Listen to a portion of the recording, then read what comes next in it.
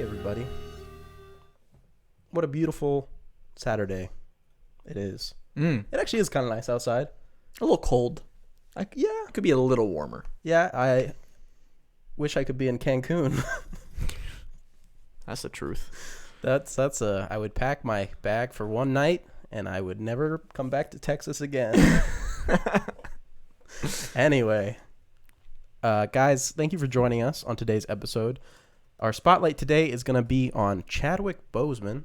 We're going to be talking about a bunch of his films that he had primary roles in and just what he accomplished in his time as an actor, and maybe even get a little into the legacy of Chadwick Boseman as an actor.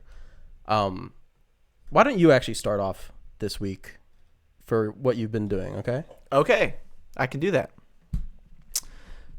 So just a few things. We'll start off with Community television show I talked about. Yeah. Comedy sitcom show. Everyone talks about it and loves it, and they're like, "Oh, Community's so good." And is that really true? Because I've literally never heard anyone talk about this. it's like one of those sleeper underground kind of hits, Yeah. So it's Okay. like, I guess, it's not The Office. Say that much. Right. But this show continues to impress me. Towards the end of season 1, and now I'm in the early part of season 2. I just find every episode to be just absolutely hilarious. mm-hmm. And they're leaning more into what I like in the second season, which is more of like they're like weird concept episodes where like towards the end of season 1 they have like a paintball episode where there's like a paintball assassin going on at the community college. Okay. But like iCarly. yes. But the whole episode is played like, like an old like Western. Oh, like gotcha. It's really cool. Like, and then like in this season, they had like a zombie apocalypse episode, like during one of their Halloween things, and they had like a funny like little space one, which was cool. But all those, I just find those to be hilarious, and all the characters, you can find something to relate in like all the characters, which I always enjoy. There's no one who you're like, I don't want to see this person. Who takes up screen time. But yeah, overall, I mean, I'm really digging this show so far. Good to hear that it continues to be quality. I feel like I heard that at some point in the show, writers changed, and there was supposed to be a dip in quality, but you'd have to. So what I've heard is that Donald Glover like leaves the show, kind of like Steve Carell in The Office, like a little bit more than halfway through or something like that. Yeah. So I'm assuming that's when it might dip a little bit, but we'll see. Also wanted to mention one of the anime I'm currently watching, The Promised Neverland. Yeah. I haven't brought it up in a while. I figured I should bring it up now. Because, I remember what you said. You were like, this show is good. Everyone get on it and start watching. This is what I think you said. Yeah.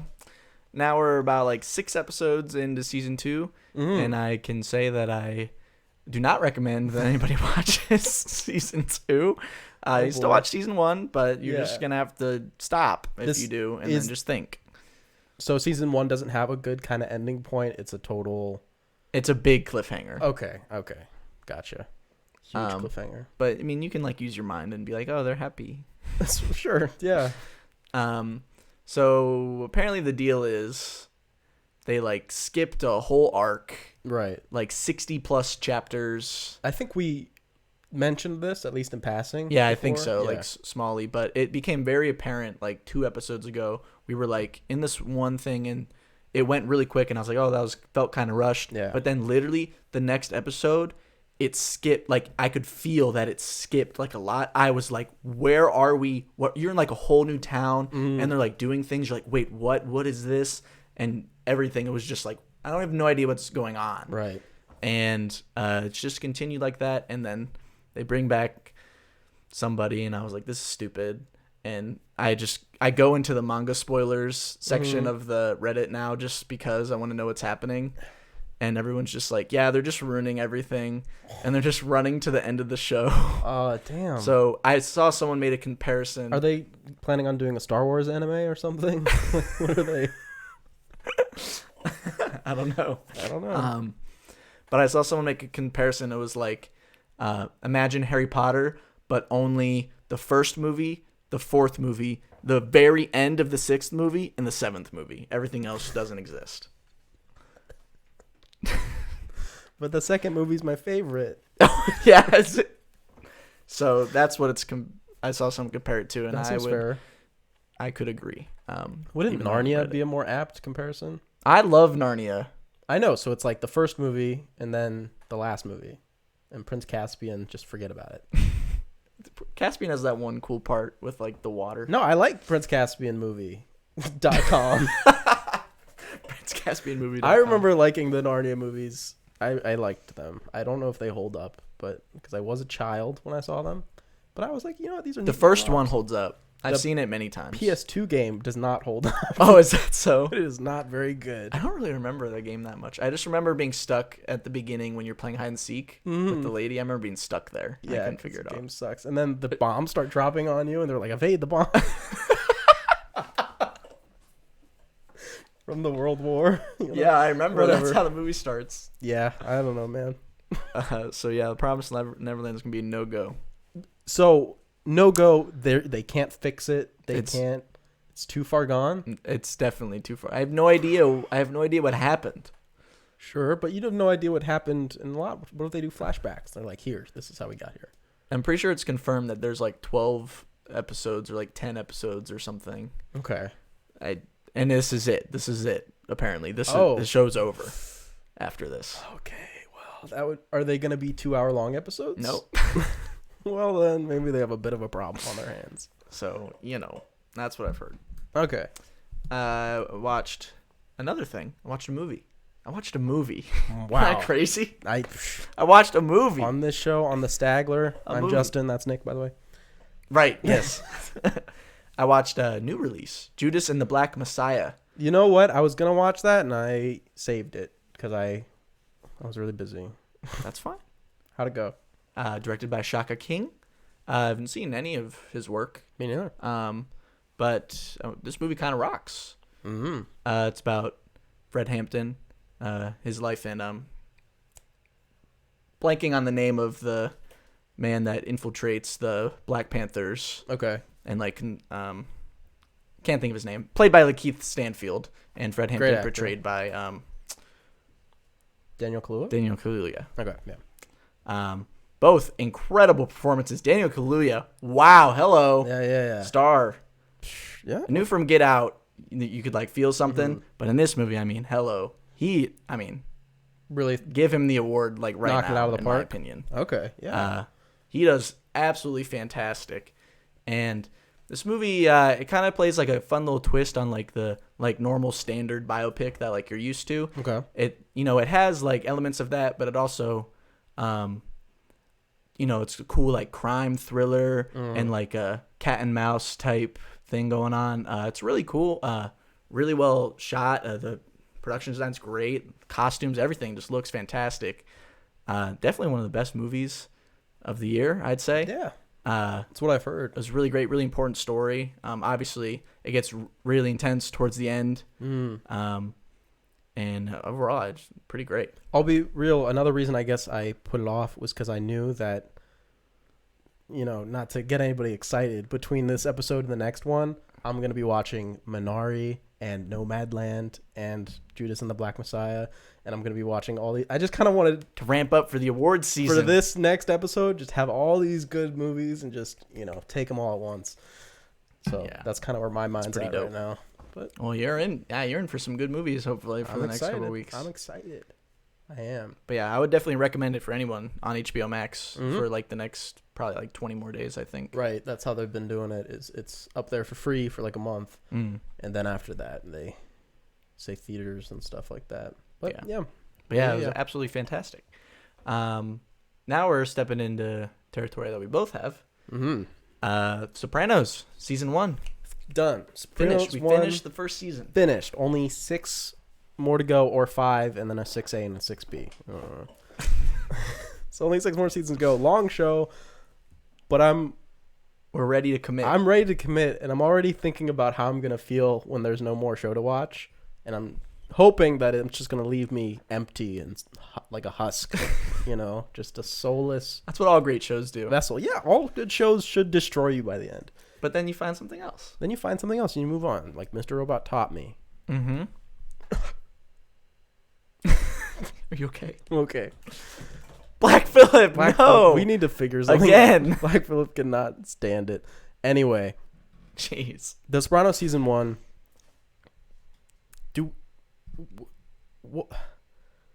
If she was my mom, I would kill her.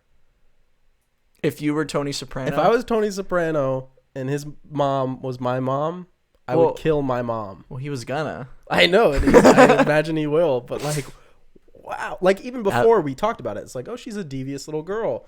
But it's like, no, this is a devilish woman. She plots for her son to be murdered. To be clipped. To get clipped. Whacked. You know, whacked. And it's like, wow.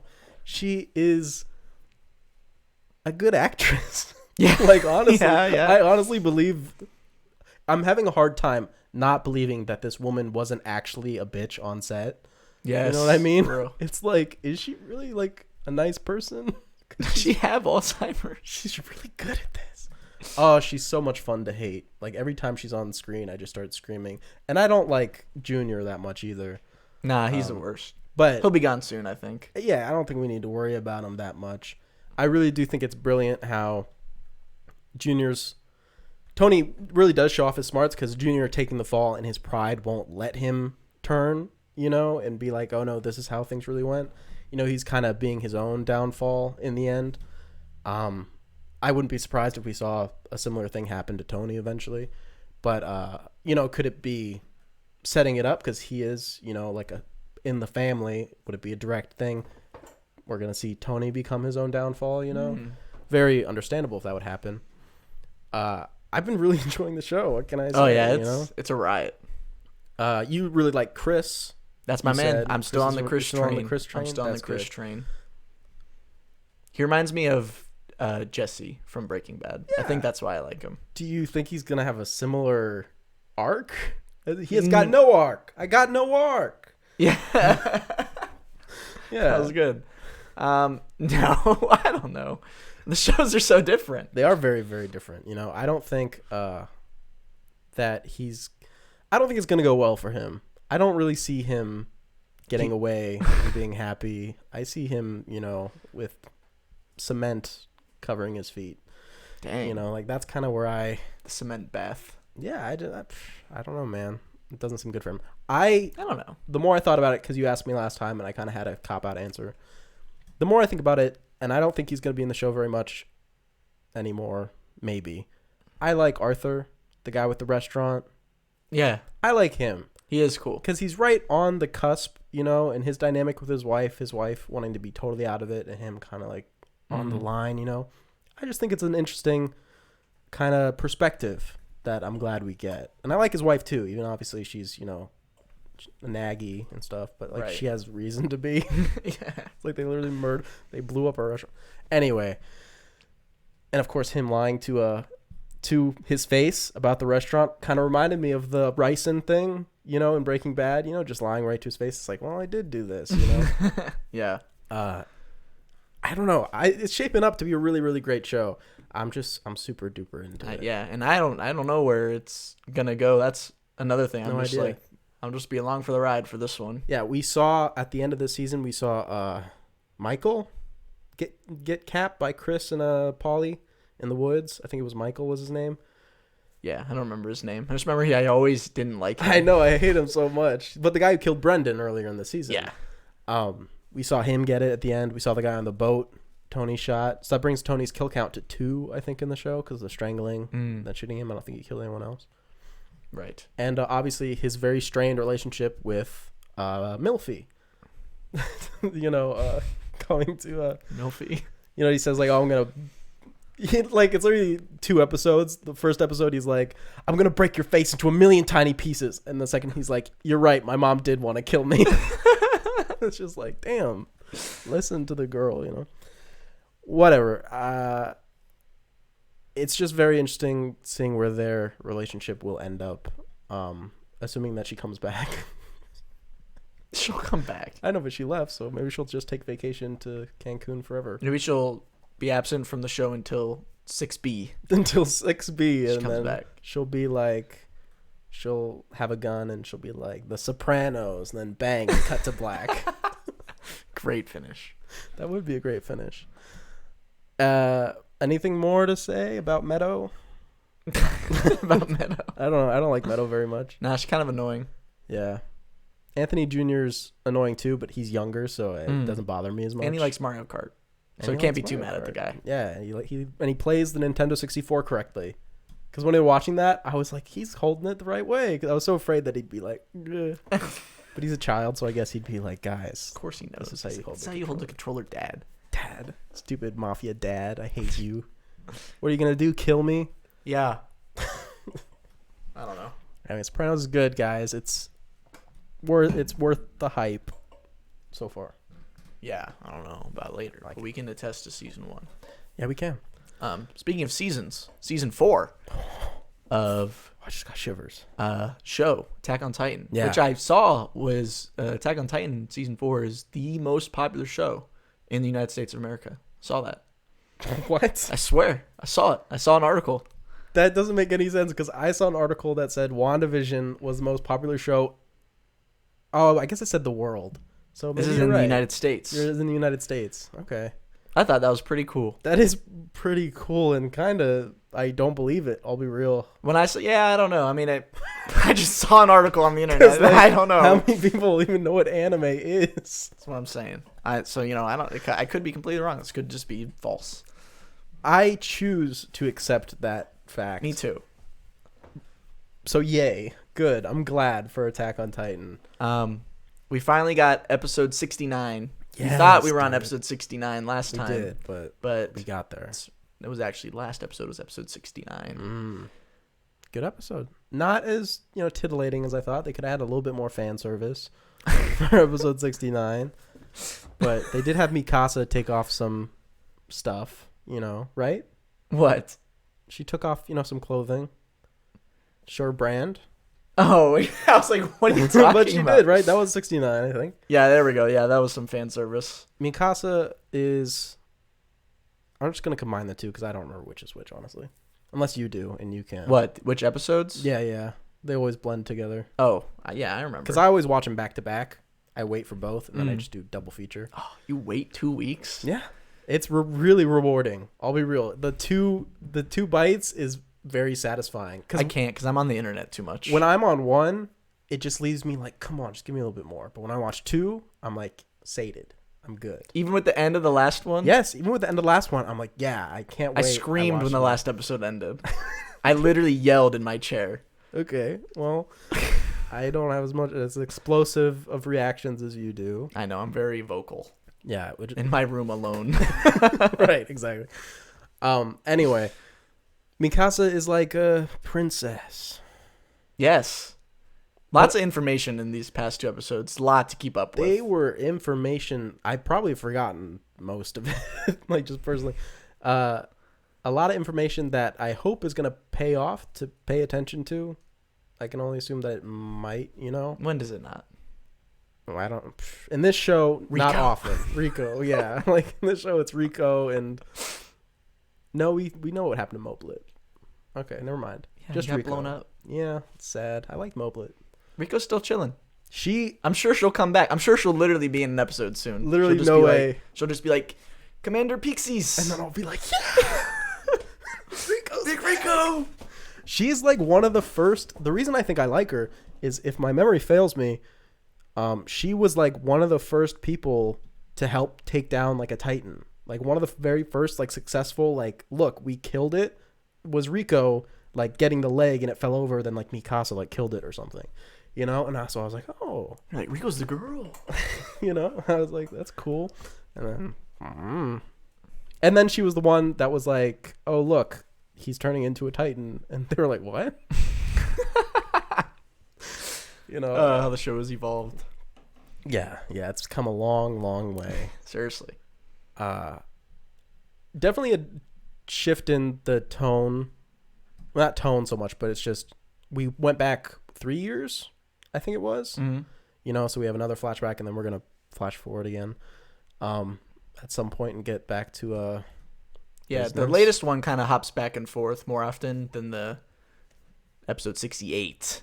Yes. Which was more just learning about how like Yelena and Onya Capone like came over and how they like started to be friends with them. And they're like double agents, sort of. They're like sleeper agents or whatever you want to call them. And there's just a lot of, I mean, it's world politics. You know, that's what it's come to. Yeah. Is now it's literally global politics in the show, which is definitely a direction it could have taken. I'm honestly glad that there wasn't more magic. You know what I mean? What do you mean? Like, I'm just glad that it wasn't like, oh, the Japanese people and their dragons. Oh, you know what I yeah, mean? okay, It's like, so we have the Titans, they have dragons, and they have the water serpents. Like, you know what I mean? Right, yeah. No, I'm glad it's just the Titans, and that's just the world, and I agree with that. Because if it would have been adding all the information and all these other mythical, made-up, also learn this lore type stuff, it would have been a bit much for me. So I'm very happy with where they stopped telling us things. I would agree. And then we also, big reveal in the last one of poor Historia. The light has left her eyes. Yeah, not looking That great. made me really sad. Yes. Yeah, I don't even know where to go At with the that. beginning, because at the beginning of the episode, there's a part where she's like really happy with Mikasa, and she's like, "Oh, we're both bloodlines. bloodlines. We both have a heavy burden." She's like, "Yeah, Yeah, my son can marry your daughter. We'll join our houses." And then like later in the episode, it just hard cuts, and she's like, it's like I hate my some life. dude impregnated Historia, and then she just sat forever. But it literally was some dude. She's like, some dude who used to throw rocks at her got to bang her, Yep. and now she's having a kid. Yep. So she can't get turned into a Titan to eat Eren Yeah. and inherit the founding Titan. I don't know. Lots of crazy stuff going on. I think Zeke, the longer we go with Zeke like chilling, the more it makes me think that he's up to something bad instead of actually wanting to help. Oh. Gosh, that is interesting. Because I got some really bad vibes from this episode 69. Yeah. Because there's the one part where all the like regiment leaders are like chilling, like drinking or whatever, and the one guy's like saying all like the nonsense about his story, and he's like, "Dude, Marlian, go get me a drink." Yes. And then he like walks down the stairs, and Nicolo's like, "Oh, you mean this one?" Yeah, I don't know. I'd have to agree that I think 69 left a bad taste in my mouth.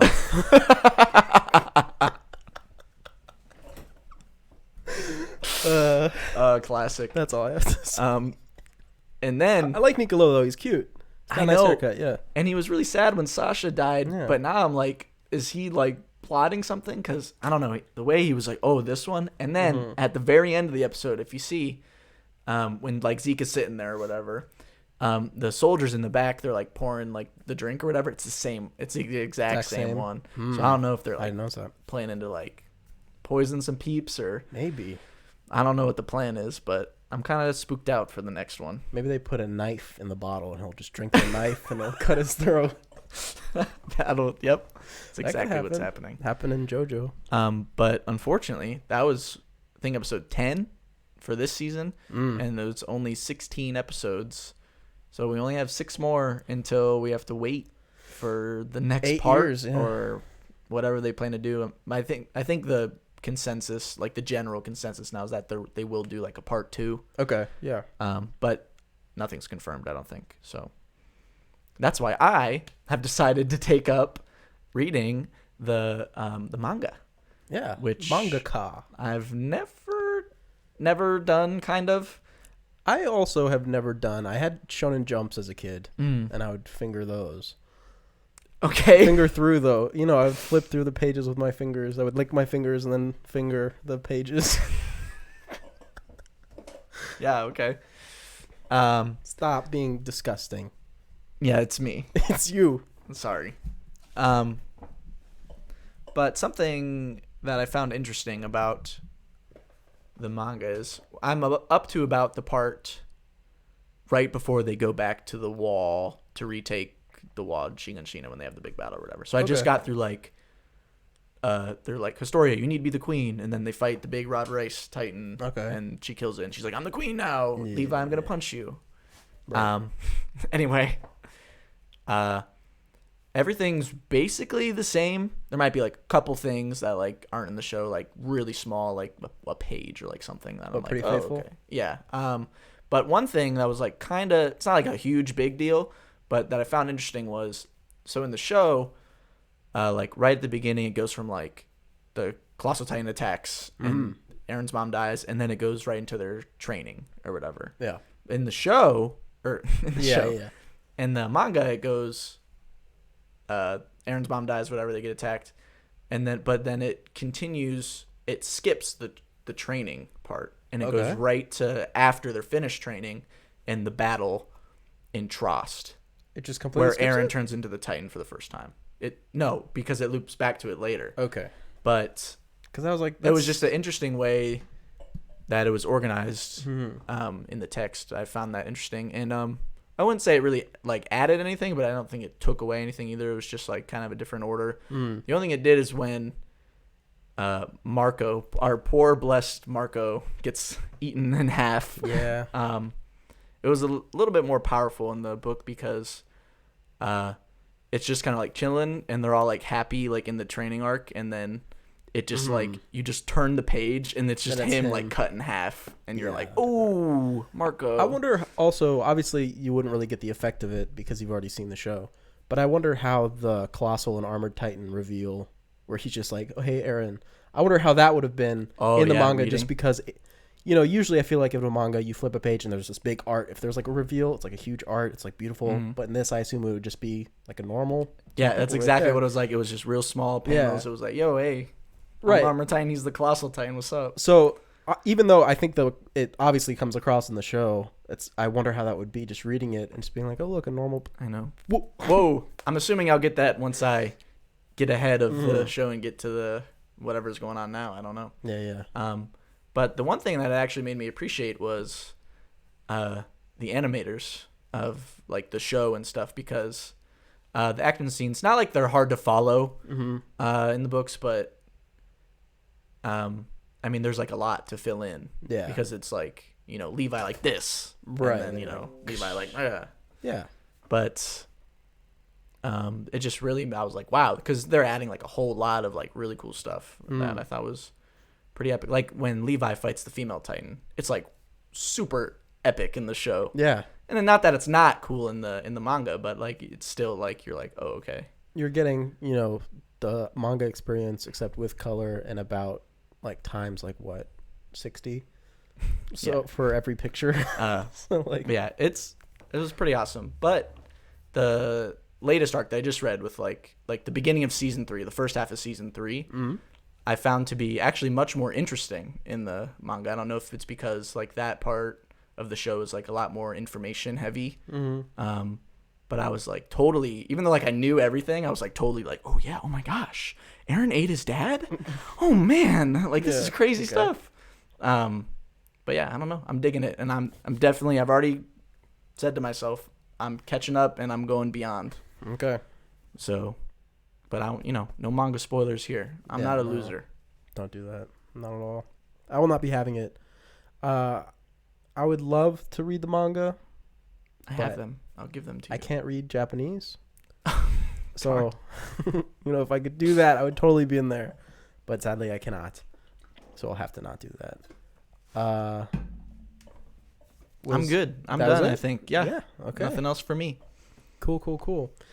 Then I'll move on. Higurashi continues. Show changed. The show changed. Now, it's just Rika and Sadako. And now, instead of being like 5, they're like 15. And they're at a high school. And Rika's like, it's like a high school for like ladies. So it's a school, but they also teach you manners and like how to be proper and everything. And she's great at it and she's loving it. And Sadako, she was always like a prankster. So she's like, I love Rika, but this place kind of sucks shit, And she's probably, going to cut her in half with a scythe. Nice. So we'll see what happens. But it's just a very different show because Keiichi, Shion, Mion, and anybody else, Reina, are all gone from the show now. Dang. Weird. I don't know. But if she dies, then she'll go back. So it's probably what's going to happen. I also watched WandaVision. Keeping up with that. Yeah. WandaVision. It like in the episodes that I watched, I was like, oh, it's better. And now I'm like scared that it's just going to get worse immediately after again. And maybe I'm just being too harsh on it. Maybe I really just need to just throw off all my notions of what a Marvel thing is. It's just because you have this idea where it's like, spoilers, guys. Spoilers. Wanda's the bad guy. She's got these 3,000 some people captured and mind controlled, and they can't leave, and she's just there, you know? And they all like know they're being mind controlled. They just can't do anything about it. So they're just like watching themselves do these awful things. Okay. Not awful things. I mean, they're like trick or treating. Whatever. So it's like awful things. Terrible. And it's just not very comfortable. At least people have said they're like, oh, this is not a comfortable thing when Vision zaps them out of it. Did I mention that Darcy Lewis is back? I don't know who that is. It's Kat Dennings, I think is her name. The lady from Thor, the like funny sidekick girl from Thor movies. Is she in Ragnarok? Because zero things come to mind from the first two. Because there's the pretty woman, you know, who's in Ragnarok. And then there's the sidekick the sassy best friend, as they say in this show, you know, because it's like that's what she was and people are mad about it. She's back. No idea she's who that is. The guy from Ant-Man's in it, and then Captain Marvel's best friend's daughter is in it. Nice. And remember the little girl? No. I don't remember Captain Marvel. That movie doesn't exist in my brain. Fair enough. Anyway, she's actually surprisingly good. The woman, I think her name's Monica Rambeau is the character's name. I'm actually really surprised that I'm liking her character a lot. Has like some kind of weird superpower now or something. Because when she goes through the field, it like literally rearranges all your molecules. Like Wanda does that to you. Nice. And she's done it like 3 times now. And it's like she has blue eyes now. She's like Super Saiyan, you know, whatever. She's Super Saiyan blue. Yeah, exactly. Cool. So that's neat, you know. Not sure where that's headed. Anyway, the thing that they got here is you find out that the director of S.W.O.R.D. is like, oh, we had Vision because we did want to bring him back to life. So he could be a weapon for us. Like that was their goal. Like bring him back to life because he's strong and so we can defeat our enemies, you know? How'd they bring him back to life? They didn't. That's what they were trying to do before Wanda kidnapped him, right? Right. So they were like doing all these technologies on him. They're like, why can't we do it? Whatever. Because they don't have the stone. Yeah, I don't know. Anyway, so she steals him. I don't think she knew what they were doing. I think she just did it because she was, you know, lonely. And she did it, and she captured all these people. So I was thinking throughout the whole show, like, oh, it's going to be interesting to see her be responsible for this by the end of it. Like, this isn't something that's going to, at the end of the show, everyone's free, and they go, don't worry about it, Wanda. Happens to all of us, right? Like, you know, no big deal. That's not somewhere where the show can go unless they find someone to actually pin it on. Like the S.W.O.R.D. director, and more officially, Catherine? No, that's the actress's name. Catherine Hahn is the actress's name. The character's name is Agatha Harkness. It's Agatha Harkness. Oh my gosh, I totally know who that is. Agatha Harkness is an old lady. I don't really know who she was. I knew the name, but I really didn't know anything about her. I knew her as an old lady, like a traditional witch kind of, an old lady with like a cat. And it would sit in her lap, and she'd be like, I use magic to butter my bread. Yeah, is that what happens? And she, I think, has similar powers to Scarlet Witch. They just kind of have that weird magic power, you know? Okay. But basically, she's saying, like, oh, like they have a song at the end of the episode where it was Agatha all along. And they show all the things happening, and Agatha's using her purple magic instead of red to, like, do things. And it's a good thing and a bad thing because the actress was like kind of my favorite part of the show. She's really funny. I think she's really good at everything she does. So having her it's like, oh wait, no, I'm actually behind it all. I'm like, good. I'm glad she can actually do something in this role because obviously she can never be in the Marvel universe again because they already did it unless you're Mahershala Ali. Marshmallow. Right. So I was like, oh, really cool. But I'm also thinking, that it's like, are they just gonna pin it all on her, and then Wanda's just gonna kind of like, how much of it is actually her? They just need to answer that, and then I'll know. But if they're like, oh, since Agatha was also doing bad stuff, you know what? It doesn't matter, Wanda. It's all cool. Like, I don't know. It just seems like it's gonna go to a place where Wanda's gonna have no consequences. Well, nobody's gonna have consequences except for the one person who either dies or just like runs away. Okay. It's business as usual, I guess. I enjoy watching this show through you trying to explain it to me. Right. But there's a funny part right at the end of the episode where they're showing the montage or whatever. And there was a part where, like, she found the dog that they had that, like, died. And she was like, and I killed Sparky. And she's holding the dog's dead body. Oh, my gosh. And I was like, oh. That's kind of funny. Funny? Yeah. It's a dead dog you're talking about. You'd have to see it to believe it. Okay. She's great. Anyway, I also watched one more thing. A new movie, newish. It was a remake of a horror classic called Castle Freak. Have you ever seen it? Oh, yep. Yeah, I just watched that last week. It's good. Castle Freak, the original one, is good. Castle Freak, the new one, is great. Fantastic. Excellent. There we go. It is excellent in how awful it is. Damn. It excels at being bad. It starts off in the original Castle Freak. It's like a family. It's a dad, a wife, and like a daughter who's blind because of a car accident that killed their son. And nice. They're all mad at the dad because he was the one driving. Of course. In this one, it's like a boyfriend and girlfriend, and the boyfriend crashes the car, and that's how she goes blind. And I feel like that dynamic just doesn't work as well as the father to the family dynamic of being disconnected from his entire family. I don't know. I just didn't think it worked very well. Okay. Anyway, the movie's normal. There's a castle freak who lives in the castle. They inherit it because somebody dies, and they're like, oh, yeah, it's actually yours. It's like your long-lost relative. And they're like, that's not weird. Okay. And then, eventually the castle freak they're like, oh, look, a castle freak. And then they fight, and that's the movie, right? And the new castle freak, they do that, and then they're like, oh, the castle freak is actually my sister.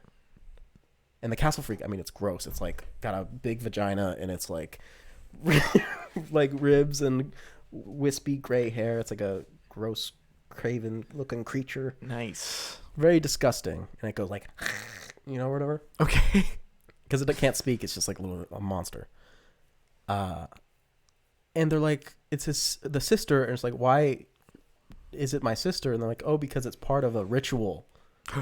And they're like, yeah, it's a ritual to see Yog-Sothoth, and then we'll ignite the old ones and awake them from their sleeping dream, and Cthulhu will come out. And that's what it's literally like. Yeah, Cthulhu. And I was like, okay, this is very different from just a castle freak. Wow. Just a gross guy living in a castle. No, it's like actually a weird creature. So she reunites with her sister because she's blind, so I guess she doesn't see how ugly she is. So she's like, no, she just looks like a normal woman, right? She does not. And they like hold hands for a second. And I don't know if she really knows what's going on. And so out of nowhere, they're just reading from a book. All these people show up from the town. They just look up in the sky and they're like, Yog-Sothoth. They just walk to the castle. And then she starts screaming. They both start screaming. And a big tentacle comes out of the castle freak's vagina and goes into her vagina and impregnates her and then whips out. And then the clouds open and it's like whoosh, and a big Cthulhu eye with a bunch of tentacles go in and goes whoa, right? And then an eye pops out of her vagina and then it cuts to black. Movie over. She goes ah, and goes and then and then cut to black. No explanation. That sounds great. What are you talking about? And then there's the after credits scene. Wow.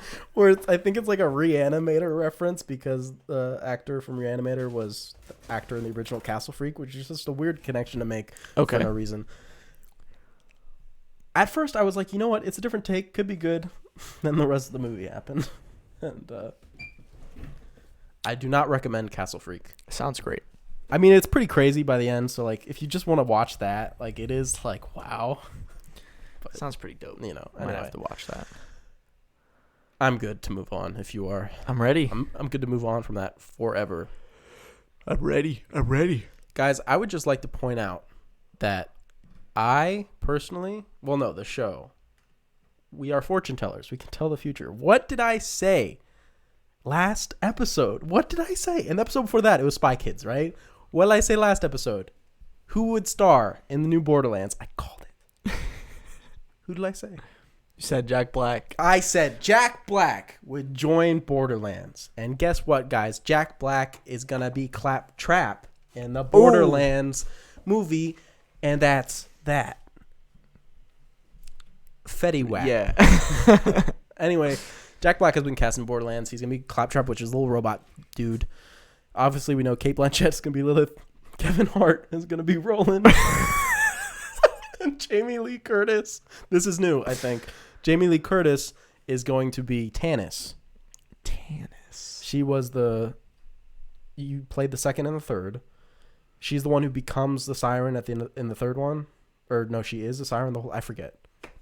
The archaeologist, she's a weirdo. She's like, if my research is correct, then this means you need to get the vault key. She's got the short hair. I don't remember. I'm sorry. Whatever. I actually do like her in the game. I think she's a fun character. But Jamie Lee Curtis.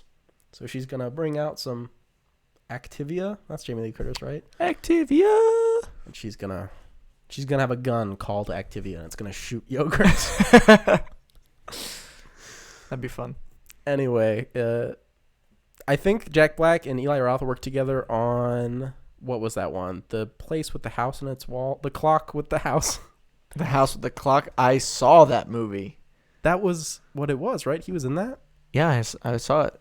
Yeah, I think that's what they last worked on. It was together. crazy. It's kind of like Castle Freaks. Oh, yeah? Well, yeah, in terms of like the end. Like it's like an eye comes out of Jack well, Black's no, vagina. listen, it's like it's like a chill, like little like fun kids movie. Yeah. But then from what I remember, like towards the end becomes like there's like a demonic ritual happening. Oh. And the lady's like, Satan! And then Jack Black is like, oh my gosh, we have to use the pentagram. Okay. That's what I remember. Is it good? No. Oh, okay. Bad. Yeah, the house with a clock in its walls. Bad. Okay. Oh, and Blanchett was in that too. Cate Blanchett. Wow, I don't. She must have been the Satan woman. Must have been. Yeah. Anyway, what should I predict next? I don't know. We'll just let it flow. We'll just let it flow. Okay. Let's let it flow. Next. Good news. You didn't predict this. I didn't predict this. Neither did you. Did you? No. Yeah, I don't think so. I didn't mean it though. Pedro Pascal to star as Joel in The Last of Us HBO series based on video game The Last of Us. Also known as Golf Club Man. Also known as the clubber. The golfer. The SEAL in training. This is also with the news that Bella Ramsey, also from Game of Thrones, crazy. They're both from Game of Thrones. is going to be Ellie. And if you don't know who that is Lyanna Stark. No. Mormont. Lyanna Mormont. Yeah. Stark. Yeah. See what I mean? This is what happens when the greatest show ever becomes bad. Moving on. If you don't remember, she's the one who stabbed the giant in the eye and died. That's not what I remember from her, though. I remember when they're all chanting King in the North, and she like looks at Jon Stark.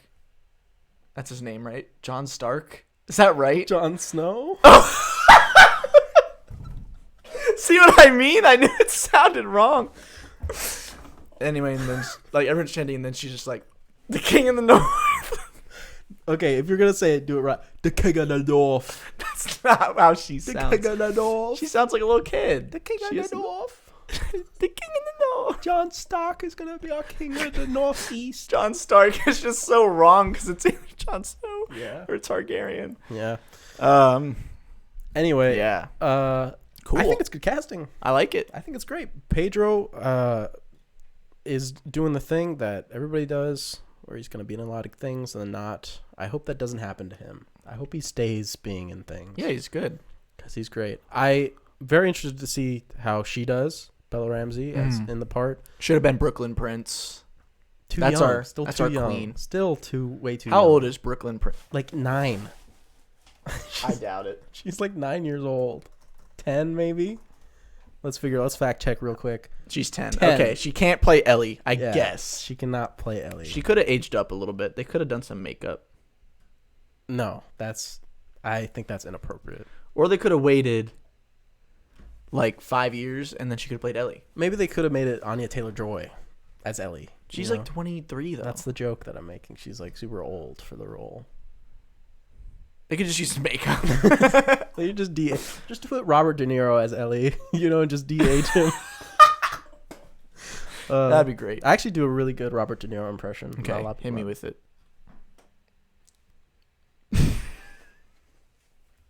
You want to see him when he's happy?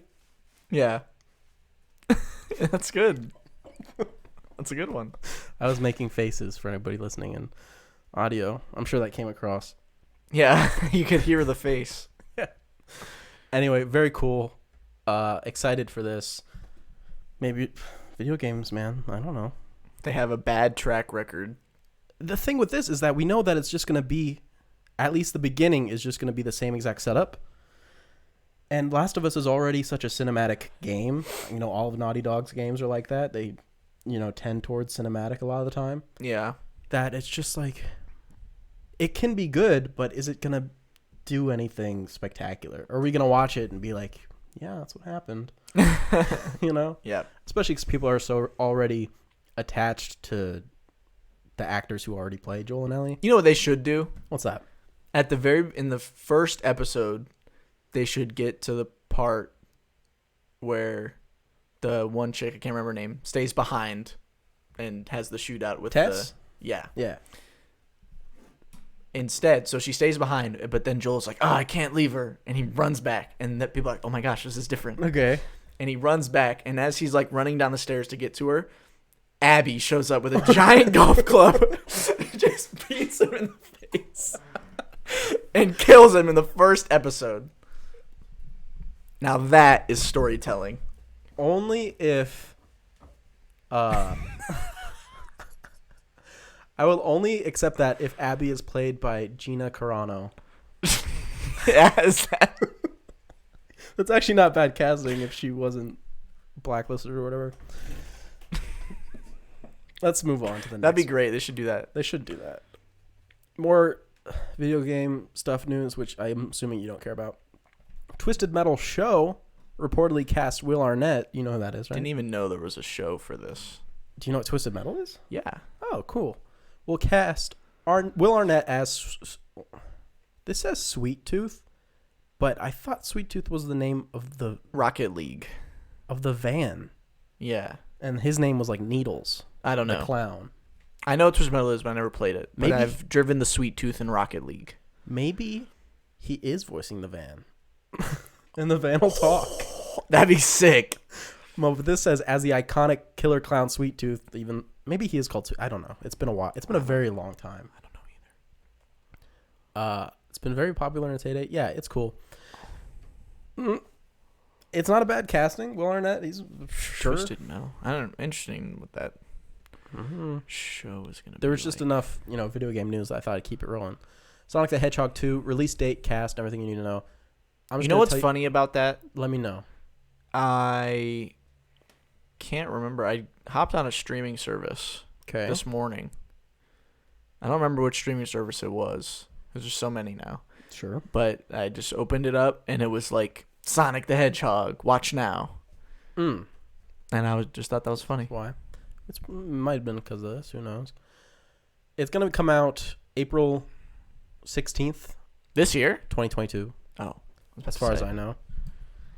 Or April 8th, apparently. There we go. Okay, cool. Yeah, there's Sonic himself, Sonic Twitter, Ben Schwartz, Average Jokes, talking about it, I suppose. Great. I loved the first one. I didn't see it, so it was great. Hey, again, really not that bad. It's like standard like family movie fare, really. But it's not great, so the video game movies continue their track record. For now, they do. But what about the Mortal Kombat movie? That trailer dropped. We'll see. Who knows? I have no expectations. All I know is that Cole Young is the star of the new Mortal Kombat movie, but I have no idea who Cole Young is. Well, hopefully he can make a name for himself. Or does he already have a name? And he's going by a secret name. There's a few rumors going around, just people saying different things. Some people think that he's going to become Scorpion. Some people think, because there's one person that I noticed when I watched the trailer who's missing, who's kind of really big in Mortal Kombat. Very fan favorite. Chun-Li. Sorry, I wasn't going to say that, but I remember. Did you see that article? No. There's like one of those articles that came out where it was like, looks like somebody forgot to invite Chun-Li to the Mortal Kombat, movie. And it was like a whole article about like, why has Chun-Li been left out? And there's like, oh my God. There's like an editor's note at the bottom where they're like, it turns out our writer found out that Chun-Li is not from the Mortal Kombat franchise. Wow. And I was just like, that with the wow at the end, it makes me think they know what they were doing. People would see that article and they'd be like, Chun-Li? And they'd click it and be like, you're so dumb. And then obviously that gets them their clicks or whatever. But man, it worked. That's fine. I clicked it. You clicked. I clicked it. But I knew when I clicked it. I was like, I know what they're doing. And clicked. Still worth it. Worth it. But who I was talking about is some people are saying that maybe he's... maybe he is Johnny Cage. Either Johnny Cage being his stage name or, whatever. He could be Johnny Cage. Somebody else thought he was, I don't know, somebody's brother. That was too deep in the lore for me. But they're like, yeah, he's... Johnny Cash. It's not how brothers work. The last names that they share. Not in the Mortal Kombat universe. That's true. Not in the Mortal MKU. Kombat universe. It could be a thing. But in the trailer, we get Sub-Zero, we get Scorpion, we get Sonya, Jax, we get Kano. That's like the guy with the forearms. Pretty sure I don't know for sure. But No, it's sure not. His name Whatever. is like Grok. No, Goro, I think. I was close. Yeah, I think so. I keep messing him up with like the. And the guy with the blade hat is in it too, right? Yes, I think so. I don't know. There's Whatever a lot of people his in name it. is. It's a good trailer. I actually think it's, it looks like it could be. I'm not expecting it to be fantastic, but at least fun. At least like, look at the cool it looks things. fun. It looks fun. The best part of the trailer is probably when he freezes his blood in the air and stabs him with it. That was his own blood. That's a pretty, Goro right there. Liu Kang, Raiden. Yeah. It's a lot of cool. Reiner. It could be good. Let's see. Who knows? If you like Mortal Kombat, it's probably definitely worth checking out. For real. Sad news with gamers, though. Movie theaters are dead, and they're being taken over by gamers all across the world. No. Because movie theaters are renting their screens to gamers. I saw this. And, yeah, I get it. You got to make that money somehow. How does that work, though? How it works is like kind of insane, and I don't know why anybody would do it. The metric I saw was it was like 2 hours for $100, and you have to bring your own console and everything, blah blah blah, blah and games. Like they don't have anything because it's a movie theater, but they're like, bring your console and a game or whatever, and $100, and you get 2 hours. And 200, you get like 4 hours, I guess. 2 hours For $100. I feel like the only thing you could do would. Does that include setup, or is that? Oh, does that include? Like, is it you get there and it's like, okay, clock's ticking, let's get going, or is it like start? Is it speedrun rules? Speedrun rules. Like I don't know where it is. Seems kind of fun though. It sounds like it'd be fun. What you said would definitely be like a great thing to do. Obviously, if we weren't in the middle of what's causing the situation anyway, where people probably don't want to get together in an enclosed room for a very long period of time, at least strangers. But if you have, a handful of people that, you have to see, and you all pool in, because if you pool it, and then you're like, you know what, I'm going to do this. Okay. I'm going to do it solo, and I'm going to play like, what should I play? Hunipop. Yeah, I'll play that. That would be hilarious. That would be very scary. Because you'd be alone. Who would you share it with? I don't actually probably weirder to play that with a group now that I think about it. I don't know. It seems ridiculous. I don't know who would pay. Oh, look, 3 hours Rich people for $150. I don't know. Can you do 1 hour for 50? No, it's not allowed. 2 hours. I feel like I always, if I'm playing a video game, I usually play for like at least 2 hours.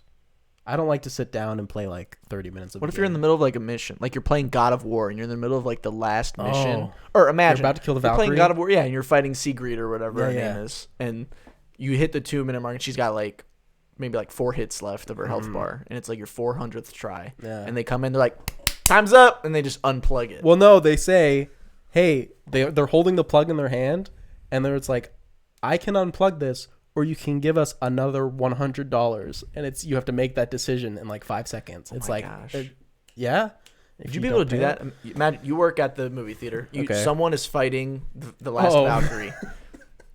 The time is up. You know that it's your job that you have to unplug. What is my boss like? You will be fired? Is my boss like you'll be like where is it just me? You're gonna get fired. But this guy, I mean, he's been trying. He comes in when he first comes in. He's like, dude, I've been trying to fight. I've been trying to be this boss for so long. I think I can finally do it right here. And he's about to. I mean, a few more hits and it's over. Okay. Do you just unplug? No. And ruin this whole I man's did not life? plug. I quit and You I get leave my fired. job. Wow. I would do that because working in a movie theater doesn't sound very fun right now. So I'd probably just get a different job. Okay. That's me. Anyway. There's a lot of stuff going on, and I'm not really up on it. I don't know if you saw any of it. No. Really, none of it. I don't know what this is. There are quite a few misconduct and even going into abuse allegations going against writer, director Joss Whedon, who obviously is a pretty well-known name, nowadays. So here, like, I know the name, but to be honest, I couldn't put him next to a movie. I don't know what he's done. He does a lot of stuff. He was director of the first Avengers movie. Oh, wow. Age of Ultron. Precious remains contentious. He did Buffy, the Vampire Slayer, which I know. He's done stuff. Okay. He does plenty. He a lot of things going all the way back to like his early career, like I said, with Buffy the Vampire Slayer, of him being pretty demeaning, from what I've seen specifically to female, either actors or colleagues. I even read a story that an actress got pregnant on Buffy, and he said some very nasty things about the pregnancy, and kind of it seemed like she was pushed out of the show because of it. Jeez. And we don't really. This story doesn't have an end yet, but Ray Fisher also accused Whedon of unprofessional behavior. So, I don't know. Not surprising. Not surprising. I mean, that's never surprising, is it? When was the last time it was surprising? The first time? What's the first time? Well, it's personal. Whoever for you personally was the first time where you're like, oh, people are bad. Yeah, people are bad. Yeah, it doesn't look great because there's a lot of people who are kind of backing this up. So, we'll see where that goes, if anywhere. I just hope that people find their peace, A24 to produce and finance Ari Aster's next pick, Disappointment Boulevard, starring Joaquin Phoenix. Oh, really? I didn't see this. I don't know if you remember. Is this a comedy? Well, do you remember? Are you saying you remember what he said? Yes. Yeah. 4-hour nightmare comedy was, I think, the exact term used. Is that what this is? I don't know. We don't really know. Joaquin Phoenix, pretty good casting if that's the type of movie we're going for. This combo, Joaquin Phoenix, Ari Aster, I can dig that. Sign me up. I totally down for that right now. Very cool. Details are very much being kept under wraps for now. But the plot is described as an intimate, decade-spanning portrait of one of the most successful entrepreneurs of all time. So if it's decade-spanning... Could be about anything. I don't care. Yeah, right. That could be right. Decade-spanning, though, that would make sense if it was longer. Because if you're going to capture decades, why not make it 4 hours? I'd watch 4 hours. Who knows? I'm excited, though. I like good movies. Me too. I also like mice. I like little cute little mice, little rodent. Like faces. Geronimo. What's Geronimo Stilton? Is that his name? I don't know. I don't know, but I don't even know if you know what Redwall is. Nope. Well, Netflix is adapting Redwall books into animated movies, TV series. Redwall is Lord of the Rings, except everybody's a little mouse or like a badger or like a mole. They're all kind of like rodent. Interesting. Creatures. Redwall's sweet. He's got a shield. It's got M on it, and he's like, "I'm Redwall." Good for a little mouse man. But it's actually just like he's a mouse. Got it. No, they're cool. I promise. Okay, I'll believe you. Okay, let's get into it. Do you know about the story? Yes. Do you want to say anything about it? Like, do you want to do this one? Gina Carano hits back, announces new movie project with Ben Shapiro's Daily Wire. They can't cancel us if we don't let them. So Gina Carano, I assume I'm saying that right. I don't know. She has been booted from The Mandalorian. She has been kicked off, and that's why my comment earlier was really funny. Yes. If you weren't up to date. She's been kicked off over a lot of things that she posts that are just really suspect, you know. She was saying that hating someone for their political views is the same as like a Nazi killing a Jewish person. I mean, whatever. And then she's like anti-mask. I think she's like saying all that. She's just not. And then there was like, she made transphobic comments too, I believe. Nice. At some point, she's just, everything that she does is, I don't know why she does it. But again, her whole point is like, I should be allowed to have my opinion and not get fired, which is a weird kind of mental thing that I feel like people do, because it's like you're allowed to say it. Like you're allowed, but like you have to face the consequences of what you say. Like, you know what I mean? I get the point that they're making, but it's a stupid point. It's just like I'm trying to say. That your actions have consequences. Right, exactly. But she's teaming up after, you know, being booted off Star Wars, and honestly, thank God. She was low-key like the worst part of The Mandalorian. Cara Dune was the worst part of The Mandalorian for sure. Not a big loss. Like, even that, I know that the lady that you hate, the droid lady. Oh my gosh. Below so or annoying. above Cara Dune? I don't know. Probably above. Okay, great. Because I love that lady, so she's definitely above. Hard low. So really, it's better for the show in all. Maybe they'll kill her off. Maybe they'll be like, oh, she's just sheriff and hanging out. Who knows? Who cares? Yeah. We don't even like The Mandalorian that much. But, oh, yeah. This is, I think, that really did it. Okay, I don't know if I've heard this. No, it's what I said earlier, but about the Jews and everything. Oh, okay. I just didn't realize that she shared that opinion through a TikTok. That makes it even better. So, you know, she was standing in front of the camera and she was like, being a conservative in this world is just like being a Jew. She was doing a little dance while she said it. I don't know. I haven't seen the post, but that's how it's looking in my mind. But luckily, Ben Shapiro to the rescue. Big Ben.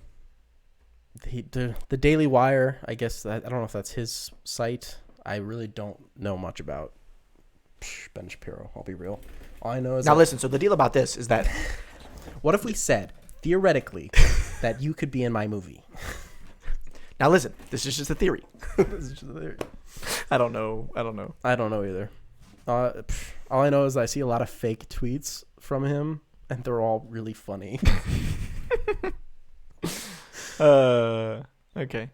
Yeah, no one is gonna watch their movie. That's the best part. Well, here's the thing: their first feature film, school shooter movie Run, Hide, Fight, produced by Dallas Saunier under his Bonfire Legend banner, drew more than 300,000 viewers during its 3-hour live stream premiere. You know, maybe I will watch it. Okay, you don't even know what it's about. But it's got to be hilarious. Maybe. Right? It might be. I don't know. We'll see. Or not. Ben Shapiro's going to topple Disney. Oh, what's the end? No, the end of this article is the new alliance with Carano raises the prospect of the Daily Wire's film operation becoming a home for those going against the Hollywood grain in controversial ways. Not that Disney will be too worried about that. So true. Good job. Who wrote this? Wait, who wrote this? Andreas Wiseman, good article. Good article. There was a Cruella trailer. It's Joker. It literally is the Joker trailer, but Cruella. Yeah, it's...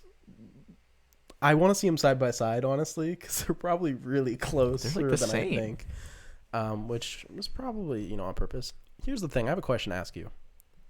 Okay. Because when I was watching the trailer, I realized something. I don't remember the plot of 101 Dalmatians. Nope. Nothing. I remember Cruella. Yep. And there were dogs. Yep. And there was a guy who was like, "Oh, all these dogs." And that's it. Yeah. I literally do not remember anything about that movie. I'm wondering if I should give it a rewatch before I go see. Well, here's the deal. I'm going to go see Cruella. Me too. Because Emma Emma Stone Stone is, she's looking good. Yeah. I mean, how do you not? So that's going to happen. I just don't know if I should brush up on my lore. No. That's like saying, do I need to watch The Dark Knight to watch Joker? No. I suppose it is. Maybe. You don't need to worry about that. I'm just waiting. Here's how I would make this movie. So whatever, she's skinning puppies, and then they're like, "Oh, she's misunderstood." Whatever. Okay. She's misunderstood. At the end of the movie, she's like skinning a dog, and she's like, "Wow, this is great." Angelina Jolie pops through the door as Maleficent. She's like, and Cruella's like, "Gods, what is this? What is the meaning of this?" Right? And then Angelina Jolie leans in. She's like, "I'm here to tell you about something." "What is it?" 2 words. Kingdom Hearts. And it blasts off the Kingdom Hearts cinematic universe. What? And they cast Haley Joel Osment as Sora, because he is Sora. They just have him get fit and 20 years younger. Okay.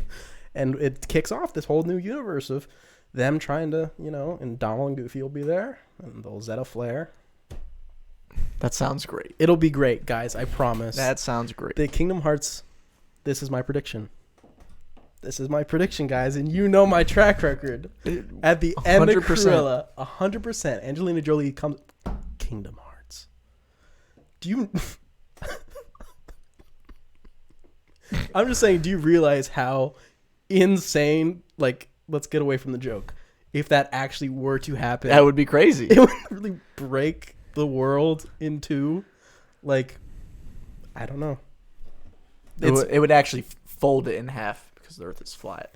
Well, actually, it would fold it in half, and then it would duplicate it, and you'd have the Nobody world and the Heartless world. But also, then there'd be the Unversed world, and Xehanort actually traveled back to when he was 12 and told his 12 self to travel in time to collect all the pieces of Xehanort from all the different timelines to come together as 12 pieces of one of 13 of the organization, the vessels.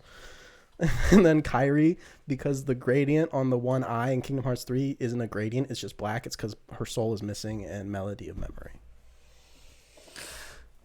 Thank you for that. I am very intelligent. Yes.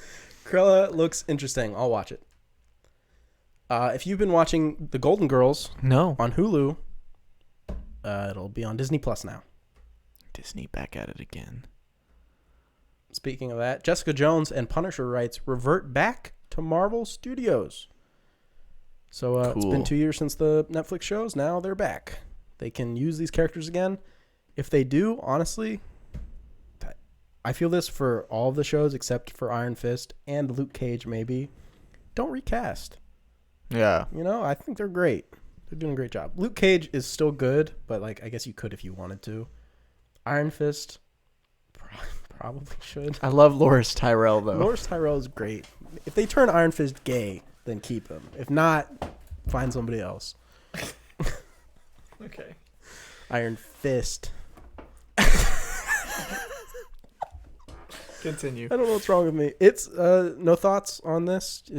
That's it? I want Daredevil. I don't care. I want Daredevil. I want pictures of Daredevil. Yeah. Disney closing Blue Sky Studios, Fox's once dominant animation house behind Ice Age franchise. Sad. It loved Ice Age. It is really sad. Blue Sky Studios. I mean, rest in peace. I remember this thing. Yeah, rest in pieces. Ice Age. I guess they can't make Ice Age sequels forever. That's what you think. They're closed. Well, they could just use a new studio. I meant Blue Sky themselves couldn't live off of Ice Age quite forever. Let's talk about. We're gonna have to have an Ice Age episode at some point. Oh, absolutely. What point did you? Are you up to date? I don't think so. I think the last one I saw was the Dawn of the Dinosaurs. Yeah, I'm pretty sure there were 3 more. 3? Because I thought there's Continental Drift, which I haven't seen, and then there's the dinosaur one. Wait, no, that's the one I just talked about. Then there's the other one. Aliens. No. I'm pretty sure it's the alien. Maybe there's only 2, but I remember there was one about aliens, I think. Or maybe, I don't know at this point. Fact check. We have Ice Age. Ice Age the Meltdown. No Time for Nuts. That looks hilarious. Okay. Ice Age 3. Dawn of the Dinosaurs. Ice Age Continental Drift. And Ice Age Collision Course. So there's 2 that I haven't seen. 2. Well, me as well. Yeah, we're both missing those. And Time for Nuts, so 3, I guess. No Time for Nuts, which looks great. Nuts, yeah. Looks like a short. It looks like a James Bond ripoff. Anyway, they couldn't make them forever. They couldn't keep pumping them out. So I wonder what Continental Drift and Collision Course are about. Well, I guess I could assume. Continental Drift is Pangea. About the continents drifting. Yeah, you know what's weird? I think the humans never come back. Ever. Really? Yeah, I'm pretty sure the humans are never once seen ever again. Huh. But if they wanted to make a new one, they could definitely have the baby come back and be like adult. You know? Yeah. And he'd be like, I remember you. I remember you. He pulls out a gun. He's like, this is for kidnapping me and killing my mom, kind of. All right. At least to Diego. Ice Age episode coming soon. Soonish. Jesse Plemons. This is great news. Kills Leonardo DiCaprio in a fist fight. No, he takes over DiCaprio's role in Scorsese's Killers of the Flower Moon after script changes. So Leo is no longer his part. He's still in the movie, but they changed parts. So now Jesse Plemons is the lead. Well, I don't know if he's the lead, but whatever Leo is doing, now Jesse Plemons is doing it. And Leo's doing probably the lead. Probably the lead. Good for Jesse Plemons. Good for Jesse Plemons. It's about time. Yeah. Is it? I think so. Jesse Plemons, by the way, also in Judas and the Black Messiah. Great. Cool. He's great.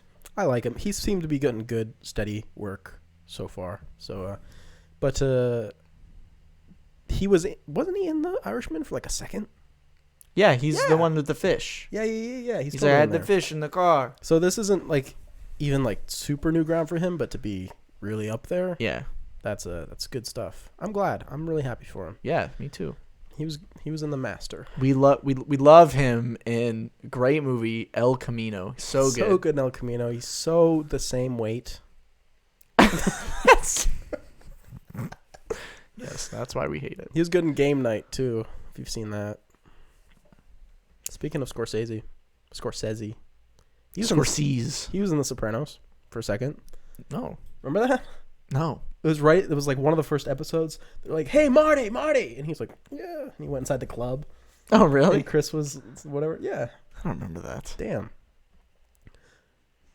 Scorsese takes aim at streaming's lack of curation and more. Cinema is being devalued by content.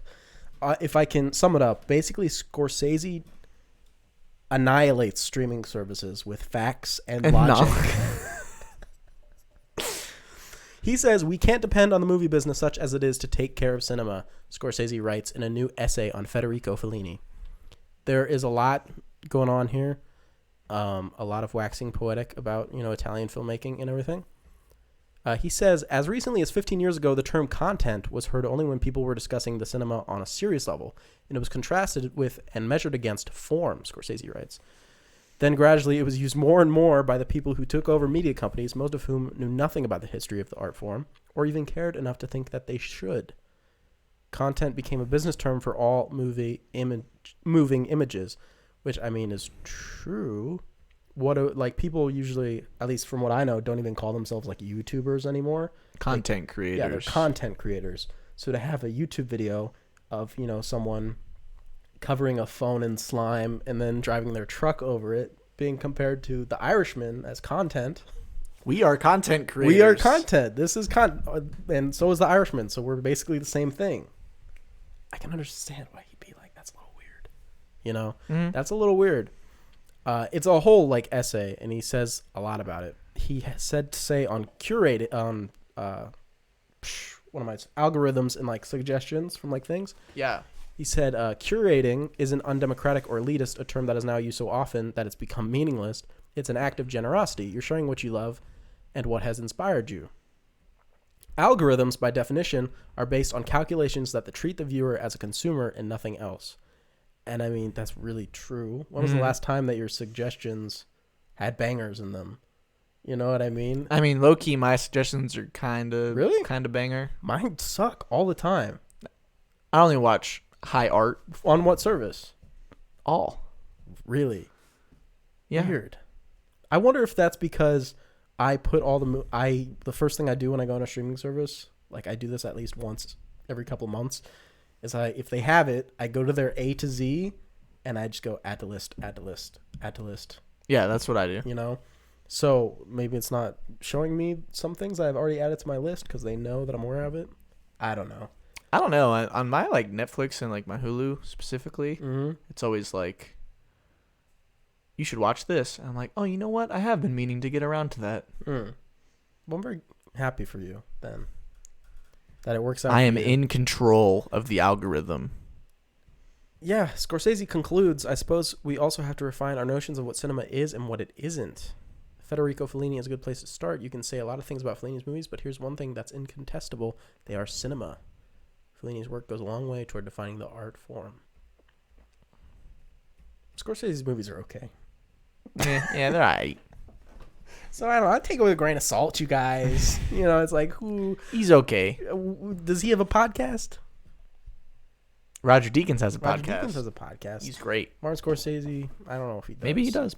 If he does, then you know what? Maybe he knows what he's talking about. But if he doesn't, I just thought he brought up a lot of interesting points. Yeah, for sure. Because curation, I mean, think about, I feel a lot safer just looking at the Criterion collection and being like, this sounds good. It's on here, so it probably is good. And then just like buying it or watching it or whatever. Yeah. You know? I look at that a lot of times when I need something new, especially classic movies, you know. I look at that and be like, oh, okay, this sounds interesting to me. I'll check it out. Whatever. Let's end on some good news. Okay. Paddington 3 sequel. Oh, dang. And now it's in the works. Officially, Paddington 3 it's coming to us. Nice. So, guys, I'll just say it now. When this movie's slated to come out, you know, you can expect us to have an episode about the trilogy. That's all that I'm saying. We'll talk about the cinematic universe. That is the PCU. The PCU. You know? Yeah. And it'll be cool. They're apparently amazing. I've heard these movies are so good. Yeah, I know. Everyone says they're like really great. Masterpieces, you know? So, but I haven't seen either of them. It's their cinema. It's not I want to know what you know? Scorsese thinks about these. I gotta know what he thinks. Look it up. See if he has an opinion, because that sounds really funny. What does Scorsese think about Paddington? Martin Scorsese like Paddington? I'm gonna say yes, because how can you not? How can you not? Yeah, I'm not getting any results here. Coward. He is a coward. Anyway. He just says that Marvel movies are not cinema. He does say that very often. Can they be content? Anyway, that does it for news. We're going to move on. I'm done. We did it. Yeah, I'm done with that. So we got our spotlight, guys. Spotlight time. Today's episode, we're going to be talking about Chadwick Boseman, the late Chadwick Boseman, who you probably remember. I mean, we covered it even on the show. That then last year he passed away from colon cancer, I believe it was. I think he was 43 years old. Very, very sad story. Shocking story. It was totally out of the blue. Nobody even knew about it. And yeah, we watched a bunch of his movies that he was in. We specifically went for movies because what was interesting when I actually looked at his IMDb and stuff, it seemed like he really got his start in TV. He did a lot of different TV shows, you know, at first like bit parts, just showing up for a few episodes, and then more consistent roles. And I was reading just a little bit about him, and he really actually mostly got his start from the stage, you know. He actually was more interested in directing. Oh, and he wasn't acting. You know, it kind of took him on this path that he just ended up going that way. Because he even directed a short film that I really tried hard to find, but I could not find it. Called Blood Over a Broken Pond. But yeah, so we're gonna talk about some of his movies now. What's the first one that you want to get into? The Kill Hole. You watched it? No. Oh, then why bring it up? Because I just wanted people to know about The Kill Hole. The Kill Hole is like, I think it's his first predominant like lead role in a film. It wasn't reviewed very well. We did not watch it. I don't think we should mention the ones that we didn't watch. Okay. Because I'm not going to talk about Gods of Egypt all day. Dude. But like Gods of Egypt though. Whatever. I think the very first role that really kind of had him, you know, really come up on the scene was 42 from 2013, where he played Jackie Robinson, you know. Which you just recently saw. I just recently saw it. I saw it in preparation for our sports movie episode, I believe. Yeah. Yeah. That's what gave me the kick in the pants to watch that. Kick in the pants. And I really liked it. It's a very, I don't know, the movie itself, I don't know if safe's the word, but it's like homey, like it's comforting. Like you just kind of watch it and you're like, yeah, I know exactly what kind of movie this is going to be. Mm. It's comfortable. You know, you just kind of get in a zone when you watch it. Obviously, the standouts of the movie being Harrison Ford and Chadwick Boseman, you know, both really carrying the movie, I think, definitely. And it kind of starts this little kind of thing he has playing significant historical figures. Yes, for many of his films. This was the first of many, like 4 or 5, really like important historical figures. Yeah, the thing that how much do we want to talk about the movie itself as opposed to just his part in it? I don't think it really matters. We can just go however we feel like it. Yeah, so it covers Jackie Robinson and him being such an icon in a thing, the sport of baseball, you know, being the first breaking the color barrier. That's the whole point of the story. And Chadwick Boseman, I read that he put in a lot of work into portraying Jackie Robinson, and that kind of went into portraying everybody that he ended up doing, because, you know, he did baseball runs, you know, he did he did baseball training basically, and even going so far as to like always slide on his right, never his left, because that's just the way that Jackie Robinson did it in real life, you know. And he even had to kind of fight to do his own stunts, because he was like, guys, I was like training to do this. Yeah. You know, so he kind of had to like fight them. It's like, no, let me do it. And I made the movie, you know, a lot better for that, I think. So you can see right off the bat, just this guy who originally trying to be a director, putting his all into acting, you know what I mean? It's just like, if he does something, you know, he does it 100%, you know, which is really respectable. And honestly, they do carry the movie. a lot of the other actors aren't that great in 42. It's not that great. Yeah. I haven't seen it in a while, so. Yeah. Gotcha. But I do remember, I mean, when I think of 42, most people probably, when they think of Chadwick Boseman, if someone says Chadwick Boseman, they're like, oh, Black Panther. And I guess that's where my mind goes now. That's where it's going to be. But, like, originally I was like when they were like, oh, Chadwick Boseman's going to be Black Panther. It was the 42. I was like, oh, the guy from 42 that did Jackie Robinson. Mm-hmm. But then, and I'm sure like most other people I would think were just like, oh, I don't know who this is. Probably. Yeah, that would make sense. Yeah. But yeah. Mm-hmm. And then just the next year, he did, and what I think is one of his best performances of his career in Get On Up. Get On Up 2014. Which is an interesting movie. Yeah. Yeah. And if his performance wasn't as great as it was, or if someone else was cast as James Brown, it would probably not be great. Right. It's a James Brown biopic is what Get On Up is. I'd have to agree. Yeah. I was kind of surprised is the wrong word, I guess, to say. I didn't know too much about James Brown personally or whatever. Mm-hmm, me too. But it didn't feel like I was watching Chadwick Boseman when I watched it, Mm. you know, especially because the first scene he does, you know, have makeup on and he's got the funky haircut or whatever. But it really did feel, I was like, oh, wait, this actually is him. Like, no joke, when I first watched it, I was like, who's this guy? Yeah, no, seriously, You know? me too. I was like, I don't know who this is. And then I was like, wait a second, you know? So he's one of those actors that I think just was able to find those spots and roles, those certain tics, those certain ways of speaking, and blend into them very well. The movie itself, it's flawed somehow. It doesn't know what it wants to do. Yeah. Found. It just kind of jumps like all over the place through many decades. Yeah, it wants to like kind of be fun and like go from like present day to, you know, way back to his childhood, back to when he's, you know, going on tour. Yeah. And now he's old and shooting the ceiling with a shotgun. And getting chased by the police and everything. Just hops all around and it's kind of disorienting. Yeah, it can be.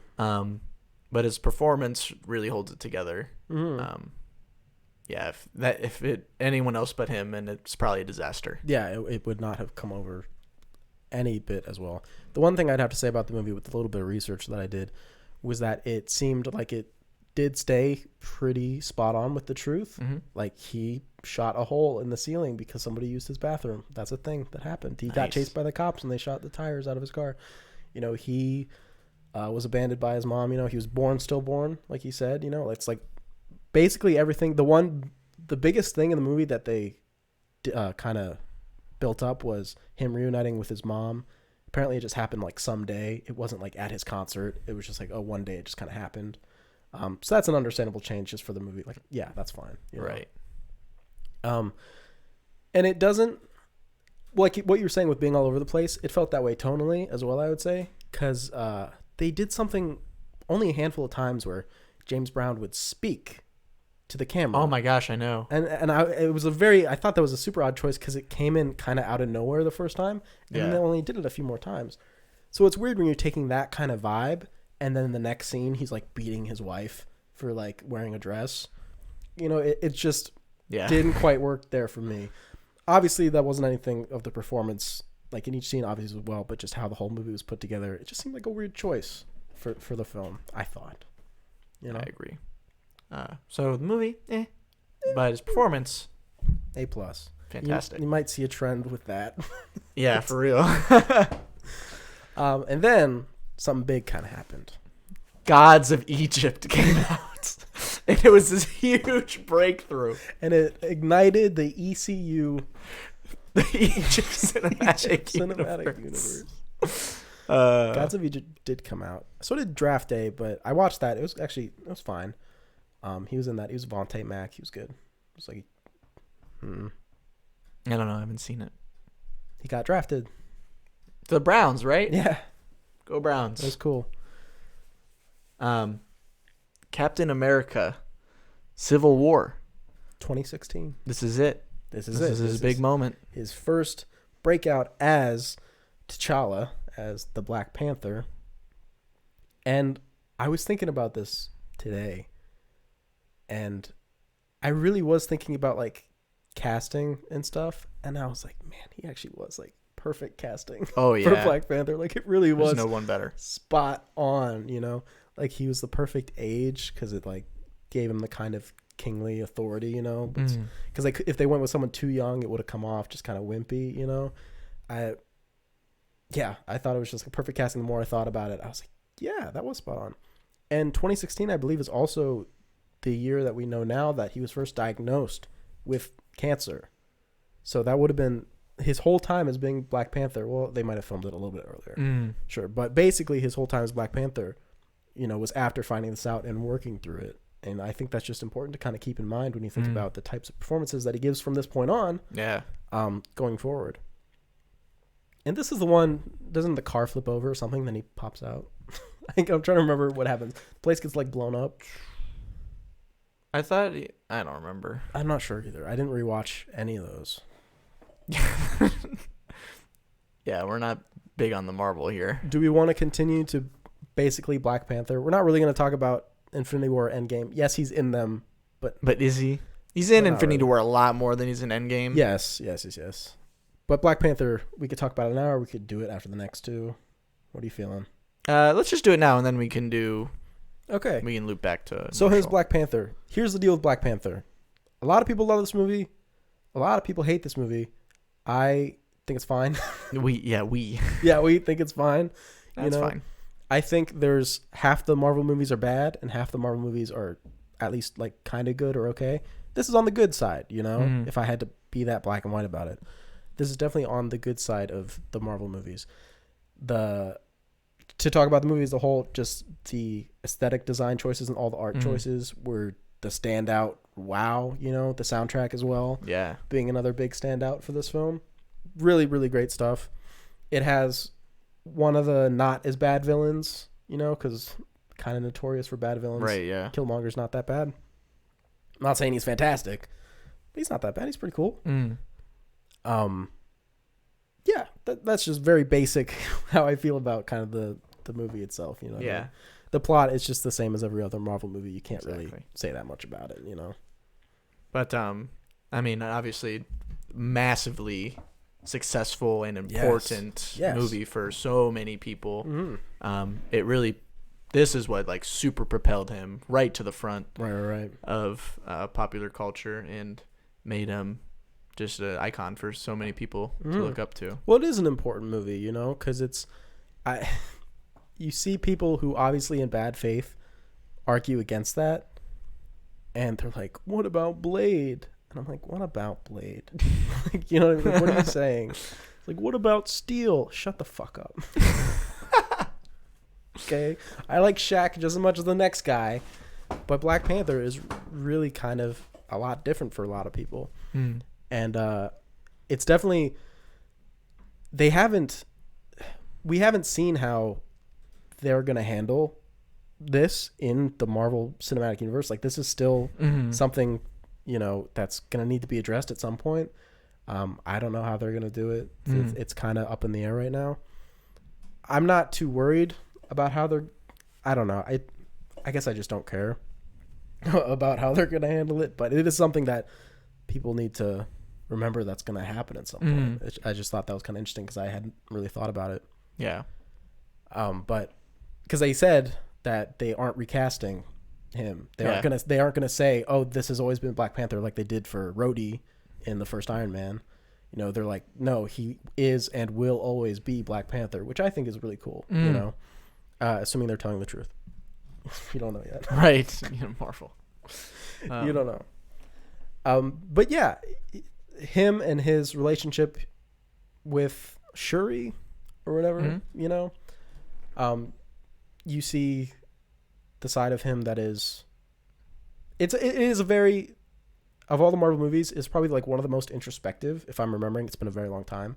But it was one of the most introspective movies where a lot of the conflict was internal and his, Black Panther power being so connected to like the flower or whatever it was, as opposed to just like inner strength, that kind of idea that I thought he was able to pull off, that kind of thing while still trying to be a normal person at the same time, I don't know, man. Black Panther. He's great. It's great. That train sequence, not great. The train sequence with the bad CGI. Oh, the PS2. The PS2 cutscene. Yeah, that was in the middle sick. of the movie. I think, all credit. It's a very interesting idea to put a section from a PS2 game in the middle of your blockbuster. Crazy. Did it pay off? Maybe not. But they didn't win Best Picture. I like those risks. I like those risks taken. Okay. All right, we can go back to 2016 let's Rewind. look back. It's rewind time. The Message from the King from 2016. It's on Netflix. You didn't watch it. No, has anyone? I have. Other than you. This movie sucks. Okay, no wonder. This movie probably has the worst title drop like ever. Not the title, but he says this is a message from the king in the movie. Because his name is like something king. Like he's king. And he's like from South Africa, so he's doing like the Black Panther accent and stuff too. And the drop, this is a message from the king, happens, I want to say 18 minutes into this like hour and a half movie. Nice. Who does that? Who drops the title in the first Someone who wants to take a risk. 18 You were just talking about how much in? you loved risk taking. Like, that's supposed to be, like, you watch the whole movie and near the end, or the end, it's like, this is a message from the king. But it happens, like, 18 minutes in. And you're just like, okay. Like, what's the rest of the movie then? I don't know. The main thing that sucked about it is that, even though it had, like, Alfred Molina in it, too, like, it was so strange. Main thing that sucked about it was he didn't get to do a lot of, like, action stuff. He just kind of walked around into rooms, like, saw people taking drugs, and he's like, you shouldn't do that. And then, like, left. And, like, he really didn't get to do a ton of fighting or anything, not a lot of action stuff. So it was just a very boring film, and it got too convoluted for its own good. Like, he does eventually, like, blow some people up with a bomb, but, like, other than that, not much really going on. Not much for him to do, really. So, you know, message from the king. Yikes. However, the next year, the 2017, excuse me, we have the movie Marshall, where he portrays Thurgood Marshall, obviously extremely important political figure. This movie would be really cool if it was actually about Thurgood Marshall. That was the point I was going to bring up. I was like, this isn't a biopic. This is just like a day in the life. Like, you know what I mean? Yeah, it's not it's about the case. Yeah. It's not even about Thurgood Marshall. I thought they were going to balance it and like somehow accomplish both at the same time. And I just kept waiting for that. You know, I was kind of like, oh, when are they going to get like broader? And then I was like, oh, they never did. Yeah, no. It's just about a specific case that he took, and I don't even remember if it was like some kind of, it wasn't like Brown v. Board of Education. Yeah. It was just like a random case, like all the 50 others that he took or whatever. Yeah, it was, I don't know, it was really strange. And then he doesn't even get to be a lawyer in it. Yeah, he has to sit there and not speak. And then Josh Gad, he is supremely miscast, I think. It's a little strange. Just what is he doing in this movie? I don't think it's that bad. I couldn't do it at all. Really? Not for 1 second. See, because I was really wondering how you'd feel about this movie, because I know that court scenes are kind of like your thing. And this movie is like 50%. Maybe if it was Chadwick Boseman being Thurgood Marshall, you know, doing something in the court, but the only thing he does in the court is sit there and be silent because he's not allowed to talk. Yeah, it is a very strange choice. Except for the one time where he stands up and talks, and when that happened, I was like, "Oh, let's go!" And he's like, "I will hold you in contempt." And then he's like, and then he just walks away, and I was like, "Okay." So who would you cast? It's Josh And Gad's character. pick anyone, Anybody. Reach your hand in the hat and pick a random white guy. Michael Cera. Already better. How is that better? Imagine Michael Cera. How is that better? That's not better. You walk. Maybe it's better because it's worse. Bread makes you fat. Right. I don't know who I picked. Jesse. I just think Josh Gad is Josh Gad. Josh Gad is just not. He doesn't belong here. I was honestly kind of surprised because when you first see him, he's like swimming or whatever. I didn't realize he was gonna be like the other guy in this, like the other lead. Yeah. You know. So I thought that was strange. I do agree. It wasn't a perfect casting, I would say. But you know, Frozen was hot, right? Yeah. I guess. Yeah. I don't know. But yeah, I think it probably would have been if he actually played the main character of the movie. It's not a movie about Thurgood Marshall, and also he doesn't get to speak in the movie. Like barely. But in the parts where he maybe they're does trying to get to act, yeah, it's good. He's really good, and it probably could have been one of his more famous roles. But I also think the editing could have helped that a lot too, where they could have given, because in the last scene, remember when he's like, "This is your final closing statement," the whole doubt thing. They do it where they intercut it with him telling him what to say, and then him. Yeah, saying that was it. nice.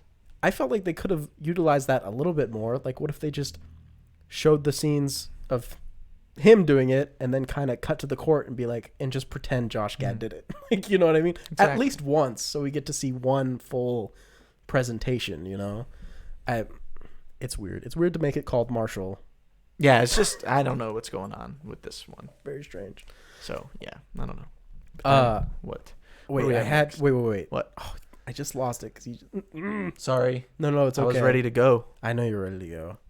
What was I about to say about this movie? I don't know. Maybe I'll think of it. Let's move on. Okay, we already Infinity War and Endgame. We already did that. Oh, I remember what I was gonna say. Thank you. Okay. This movie is nothing but kangaroo court. I don't know if times have changed in law, how court proceedings go, but this is not how a courtroom works. You don't surprise people with surprise evidence.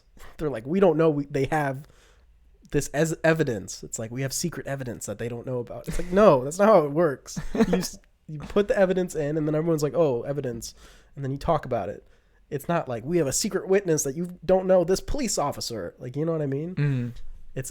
And it seemed like a lot of that. And also don't know if they let you use props in a courtroom with the pen. I don't know if that's allowed. I don't know. It was a neat little trick, sure, but it seemed like a lot of, let's just pretend this is how a courtroom works. And again, maybe things have changed. Maybe you used to be able to have surprise witnesses. I have no idea. But it seemed like a lot of chicanery going on. That's what I'm talking about. Nice one. So now we're on to 21 Bridges. I wanted to see, I don't know why. I wanted to see this movie so bad when it was in theaters. Why? I don't know. I just said. Would have been nice in theaters. I wanted to see it so bad. I was like, 21 Bridges. I was like, oh, cool. It's like a cop thing. I was like, I can see him being in this role and doing it well. Which, guess what? Yeah, guess what? You know? What did you think of it? I thought it was good. It was fun. Yeah, it was fine. It was like, you know, you kind of, I don't know when I figured it out, but it was early. When I figured out what about the cops being in on it? In on it. I don't know. It was very early that I figured it out. I was like, oh, so I thought that it was literally going to be the woman, like, personally, but it was like everybody basically. Like, yeah. How do you get out of that? It's like, well, shoot them. You shoot them with a gun. You shoot them all. That's how you do it. So he plays this character, Andre something. And Detective. Just say Detective Andre. Yeah, now we got it. And he's killed like 8 people or something in like 6 years. Yeah. And I'm like, okay, dude. And they're like, whoa, man, you gotta chill. But he's actually cool. Like, he's actually, you know, he doesn't have. Yeah, he says he's never shot first, but then he's like, well, I've never shot without just cause. Just cause. Yeah. So you can still side with him. You know, he's still a good guy or whatever. And so there's these 2 guys who kill like 8 cops. Like, shoot them all, or the technically the one guy kills. One guy kills like 8 cops, but he's working with like another guy, and it's actually pretty like horrific. Yeah, I was actually like, oh shit, this is like rough. Like, you're just seeing all the dead cops' bodies. One's like gasping for air, and I was like, fuck, okay, yeah, damn. He has to like, yeah, because he's like, go move the car, and he like gets in the cop car, like move it, and the chick is like. And he's just like, okay. He yeah. Like backs it up. It was actually pretty surprising how hard that was to watch. I don't know if they intended it to be that bad, but it was. You know, it was hardcore. And a fun fact about this movie. And right after that scene, when he appears on the scene, they had in the script, you know, his line. He's like, oh, there's all these bridges. We got to shut them down. And the movie was originally called 17 Bridges when they got the script. So they got to that scene. What? And they ran the scene. And he was like, there's 17 bridges on Manhattan. We got to shut them all down. And then somebody went, hold on. Did we actually check how many bridges are here? And the director went, no. And so they said, let's Google it. Let's look it up. And they're like, there's actually 21. And they're like, okay, say 21 instead. And we'll change the title to really? 21 Bridges. Apparently, that's the story told on Ellen. That's hilarious. You know, and I was like, oh, okay, so they just guessed. Like, I don't think it... at least I know how many bridges there are now, and I will never There's forget. 21 bridges in and out of Manhattan. Bridges. 4 tunnels. Yeah. 3 boat things. Ferries or whatever, yeah. Whatever. But yeah, fun enough. Just enough action to split it up. If I had to, like, say anything I would change, is I would add more, like, detectiving. It seems like he kind of just, like, walks into the right place all the time. Someone else figures it out, and he's like, oh, they figured it out. I'm there. And then he just runs over there, and then he's too late sometimes. Like, a lot of times, you know? Yeah. I would have liked if he got to do a little bit more of, like, oh, look, a clue. Because we also had about 50% of this, I don't know how much percent, but a lot of the screen time was dedicated to literally following the 2 guys and knowing exactly where they were. You know, so I guess I would have liked a little bit more just time to be like, oh, they towards could the be end, it anywhere. kind of gets like that. Yeah, because he gets the phone. He's like, oh my gosh, the one dude called right him. against the cops. Yeah, and then he's sitting at the house and he's like, I did this and you did this and you're bad. And he's like, oh, what are you gonna do about it? And he's what like, you don't shoot you. Not my tempo. Not my It's J.K. Simmons. Yeah. Yeah, it was fun enough. If I went to see this in the theater and I had a big bucket of popcorn, I'd be like, you know what, Champa. Yeah, and he plays pretty believable, like detective. Yeah. I don't know why, but I like the way he holds the gun. I don't know. He looks nice when he's holding the gun. It's good. It's good stuff. What's next? We only have 2 more movies. We have 2 more, and the one we've spoken about before. Long time ago. That was like our 5th episode or something. Da 5 Bloods. Like 6 maybe. Yeah, Da 5 Bloods from 2020. The Spike Lee joint. It was like early 2020. It's like maybe exactly a year ago. Yeah, honestly. Yeah. Da 5 Bloods, a Spike Lee joint about all the guys who were Vietnam vets going back to recover their friend, who was Chadwick Boseman. It's the actor who played it. And their buried treasure. Yes, well, to get rich. And everything went super okay. They dug them up. They got their friend. They got their treasure, and they just went back home. It was a little fun, little buddy comedy. It was fun. There was definitely no footage of actual people dying in the middle of the movie. Yep. No one gets blown up and has no arms and no legs, and it's like, right, exactly. That doesn't happen. Delroy Lindo is definitely not. He doesn't get shot like 900 times. Right. Yeah. I want to like this movie a lot. It's good. I know, but there's so much stuff that keeps me from like really loving it, and a lot of it is, I don't know, I guess just the tone stuff. And maybe give it another go. I probably should give it another go, because the main takeaways I have from it today is like Delroy Lindo, the real deal, and like that's the main thing. It's like he did a really good job. Yeah. And of course the choice that I kind of stick to now, that I kind of appreciate a lot more, was the choice to have them not de-aged, not have younger actors when flashback to Vietnam. Yeah. Because you think about it, if you think about when you were 2 years old, I mean, personally, not that I don't imagine myself when I think back those memories. I'm just me. It's like, oh, that was me. So, it's just who they are. It's just them as they are, thinking, having the memories. It's not literally, let's go back in time. It's looking into their thoughts, which is why I think it's a lot more effective, because like when I think about you, I forget what you look like as a kid. I'll be real, Yeah, it's whatever. You had your teeth were smaller. Okay. I don't know. But anyway, Chadwick Boseman plays a small role. Yeah, minor part in this film, but he plays Stormin' Norman, who is their friend that got killed when they were in Vietnam. Yeah. And he's barely in the movie, but his presence is very strong. Because he plays, again, since he's never actually alive in the film, he's always someone's thoughts or, just a memory.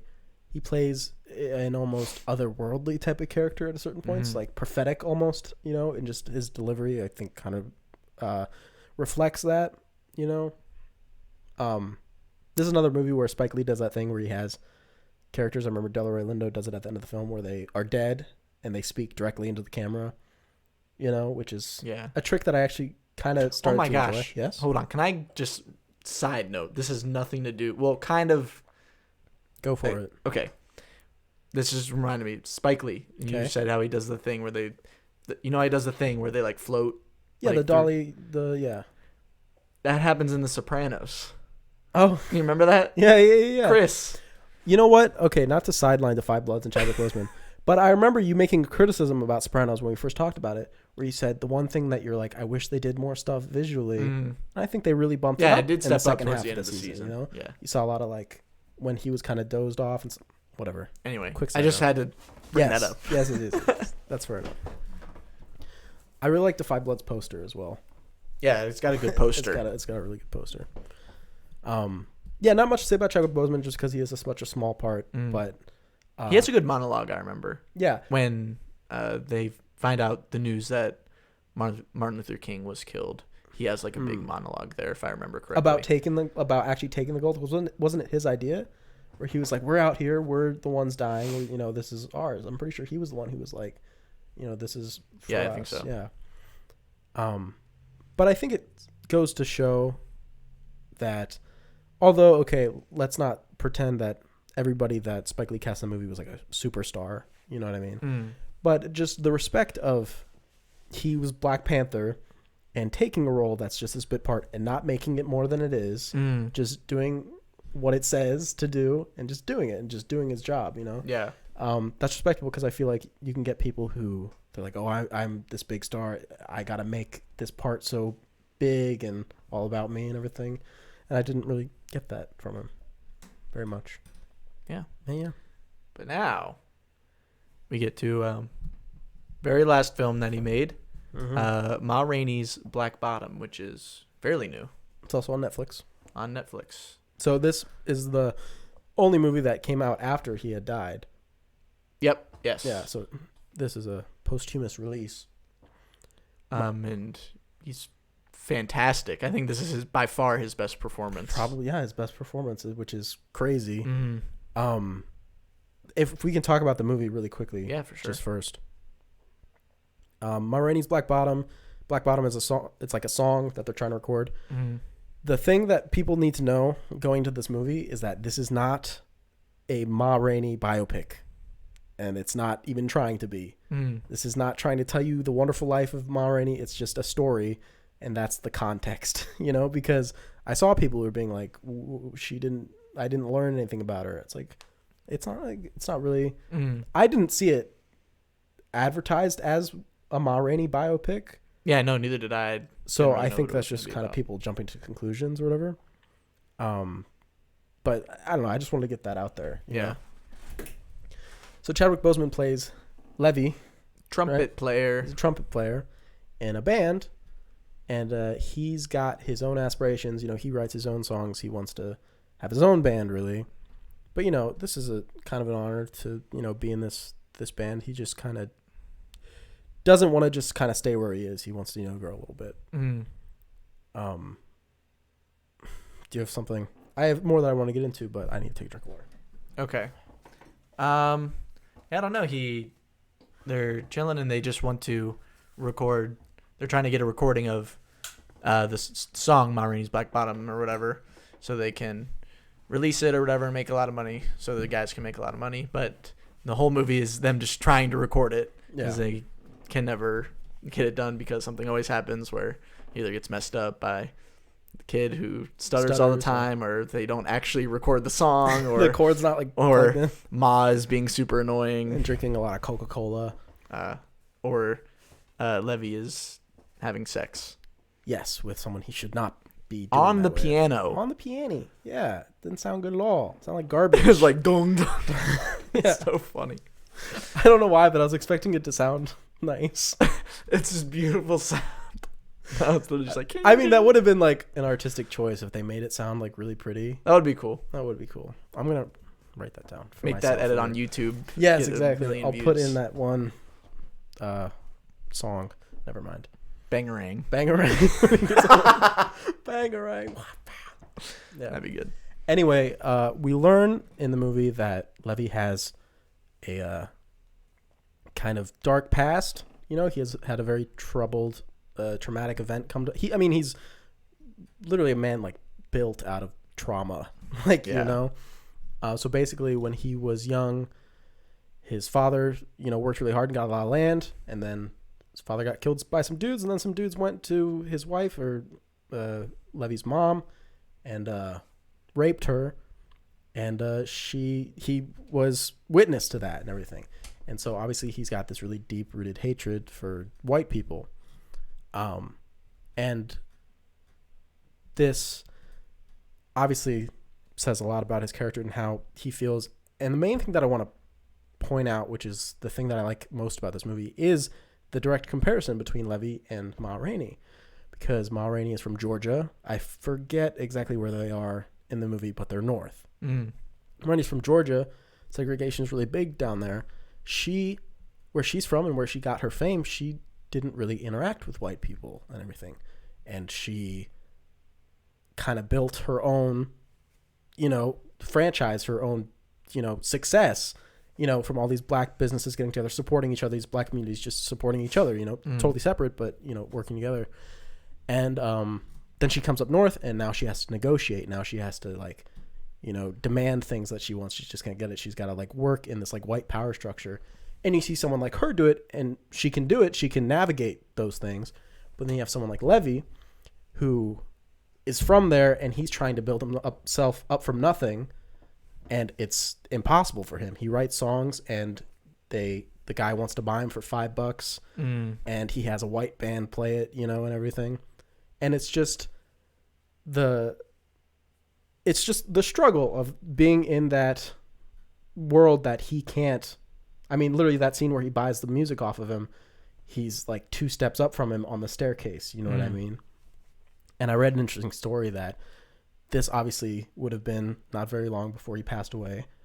And that staircase is actually where, after every take, he would go and sit and rest because his body was just, he was trying so hard and he couldn't take it. And it was those steps where you see this guy clawing his way, trying to get out from the bottom, and I just thought that was a very powerful kind of duality going on there. And what also interested me was Marini's Black Bottom, and you can probably, if you didn't know this, it should be very obvious when I say it, is a play. Yes. It's got like basically 2 locations, upstairs and downstairs, really. The studio where they rehearse, and then a few other places, but it's not that big of a deal. And that really, really hit me when I was reading about how he got his start writing plays and in plays and stuff. And for his to be his final film, it just really, really struck me. I was like, that's kind of a full circle thing going on. I thought that was kind of really amazing. And you see his scene. He's got a final scene right near the end where his shoes, which you take as a symbol of his further success in life. They get scuffed. Someone walks on him, and he freaks out. And he stabs the dude. He's Toledo. He stabs him, and he has this whole rant about. I guess this actually happens earlier, but his whole rant about God and being angry at God and having a vendetta against him because it's like, oh, his mom cried for him, but he didn't do anything, and it's just the performance that Chadwick gives it's like vibrant. It's that like he's gonna do it, like he knows he's gonna get out, he knows he has talent, whatever, and that's the hopelessness of being against this barrier that he can't cross, just because that's the structure of society at the time, and it's almost a manic quality to the way he speaks and the way he moves and everything, which I thought was tremendous. Honestly, he's fantastic. And of course, that dying down when he kind of comes back down to earth after the realization is just a transition that worked very well. Yeah, and he realizes what he's done, and his life is basically over at that point. And then the movie has a pretty killer ending where, like, right after that realization, you just see the all-white band playing the music that he made. Wrote. Yeah, it's just, I mean, honestly, to bring up The Sopranos again, it's a plotline that we kind of saw spring up with Hesh, and him, the other artist, I forget his name right now, talking about the reparations, because that's what Hesh did in The Sopranos, was he took these black people's music and he kind of profited off of it. It's the white, society profiting off of black art, and that not really being possible for someone who's like born into it, as opposed to someone who kind of built it off of a black community. It's I think when you think about it, it gets more and more interesting, and I think it's a really terrific piece. I'd love to see the play. Oh, honestly. Yeah, that would be a very interesting thing to see. I'll be real. When I first started watching this, I was not feeling it. I was like, I don't really, whatever. But as things started revealing themselves, mostly with the scene of Levy saying, don't tell me how to handle the white man, like that first scene of him reliving his trauma, I was like, oh, this is what the movie's about. Yeah. You start kind of watching for that, and that dynamic makes a lot more sense. I thought it was quite good. Yeah, it was great. And Chadwick Boseman, I mean, at the end of the credits when they have the dedicated to, it hits. You know, it really hits for real. when he gives such a powerful performance. And just with all the context that I think is really necessary to truly appreciating it. I mean, yeah, truly amazing. And he was just getting started. It's amazingly bittersweet because you think about like, this is a guy who like he made the most of his time, and just looking at this, like you can tell. Like, that. But it's just to think of like what could have been accomplished. It's it can drive. Yeah, he would have been fantastic actor. Yeah. He would have been one of the greats. Yeah, that's how it goes. You know. Very sad. You could think about though, however, it's not like he died in vain or anything. I still think that in a short time he's going to be leaving behind a legacy that a lot of people, especially black people, you know, are going to look up to, especially ones going into acting or anybody, you know, with Black Panther being the broad kind of superhero, you know, identity. I think he's going to have a lasting legacy that people are going to look up to for a very, very long time. Absolutely. And he just sounded like a great guy. Like, to get personal. Like, he just sounded like a really hardworking, dedicated dude, you know? That's all there is to it. Yeah. Chadwick Boseman. We did it. We did it, guys. So you know what that's time for. It's time for the reviews of the week. Where we take a hard left and go in the complete opposite direction. And time for some funnies. Get embarrassing, maybe. Would you like to go first, my friend? Sure. Okay. Let's hear it. Here we go. This is like a 3-piece special. I thought I was scrolling through and I found all 3 of these reviews right in a row. Oh, sweet. And they're all like one sentence, but they're all like the exact same thing. Okay. I thought it was funny. 20 bridges are great. But what if there were 21 bridges? That was the first one. The second one. Featured 3 bridges at most. Rip off. And then this is the last one. Almost none of this takes place on a bridge. False advertising. That's true. They're telling the truth. Doesn't take a lot on a bridge. So that's very true. You know, I wonder if they'll make a sequel. They could call it 22 Bridges. 22 and they bridges. Have built a new bridge. We built a new bridge. And they're like, we need to shut down that specific bridge. Maybe. I don't know. Mine, gives it away. So there you go. 1 out of 10. Okay. Probably the worst Marvel movie ever. Logic? Motivation? Any connection to real-world human behavior? No. I can characterize this movie as a mix of cliches, nonsense, and crystal meth. Oh, don't even get me started about all this pseudo sci-fi garbage Marvel puts into their movies these days. They spell it Marvell. So it's Marvel. Marvel. Characters are incredibly dull with no personality or real motivation. It's that black guy, this black guy, and those black women. And don't get me wrong, I'm no racist. I'm talking about characters. The whole their city or whatever it is looks something Snoop Dogg or whatever his name is would have built after smoking too much weed. My gosh. Even special effects are lame at certain points, but even those that are not are totally incapable of saving this catastrophe. Almost forgot about boss fights. You know why? They're so lame you'll never be able to recall them the next day after watching this. You know, it's great when you say, I'm not racist, but. I'm no racist. But. You just gotta wait. You just gotta wait when people say things like that. They're like, I'm not racist. But. It's like, there it is. I knew it was coming. You know, it's like, Gotcha. Oh, my Lord. Or when somebody says something kind of racist, this is what you do. Guys, this is what you do. If somebody says something where you're like, that seemed like a little weird, you just go, what do you mean by that? You know, someone's like, oh, you know, these people, what do you mean by that?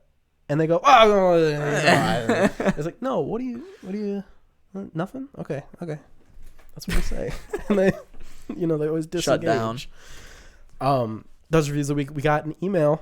You can email us. You can email us. Can you believe it? At thestaglerpod@gmail.com. That is thestaglerpod@gmail.com. gmail.com, or tweet at us, or put a YouTube comment, or a podcast. I'm not going to see the podcast comments probably, so be careful with those. But wherever you can find us, come get us, Come and get us. Come and get us, guys. We got one coming in. It says, hey, guys, since you're back on the subject of superheroes, I was wondering if you have any hero or villain that you would like to see a movie about, or think an older one deserves a remake, reboot. Steal, come on. Personally, after the success of Deadpool, Logan, and Joker, I think the door has been opened for more rated R superheroes. I know Moon Knight is being made, but I worry that Hollywood will learn the wrong lessons from those three and just go for more violence, sex, and swearing. Thanks. So, a superhero or villain that you want a movie for? Let me think about that one for a second. I mean, a good Hulk movie would be great. That's good. That's a good one. That would be a great one. I do have one, actually. Okay. It's DC, so the Blue Beetle. You familiar? No. He's this like scarab dude. He's got like a little. It's kind of like I remember it from a cartoon.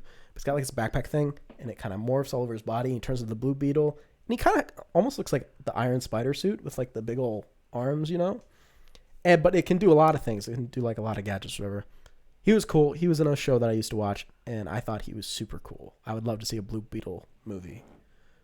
So that's my answer. Blue Beetle. Okay, so off the top of my head, the first thing that came to my mind was Squirrel Girl.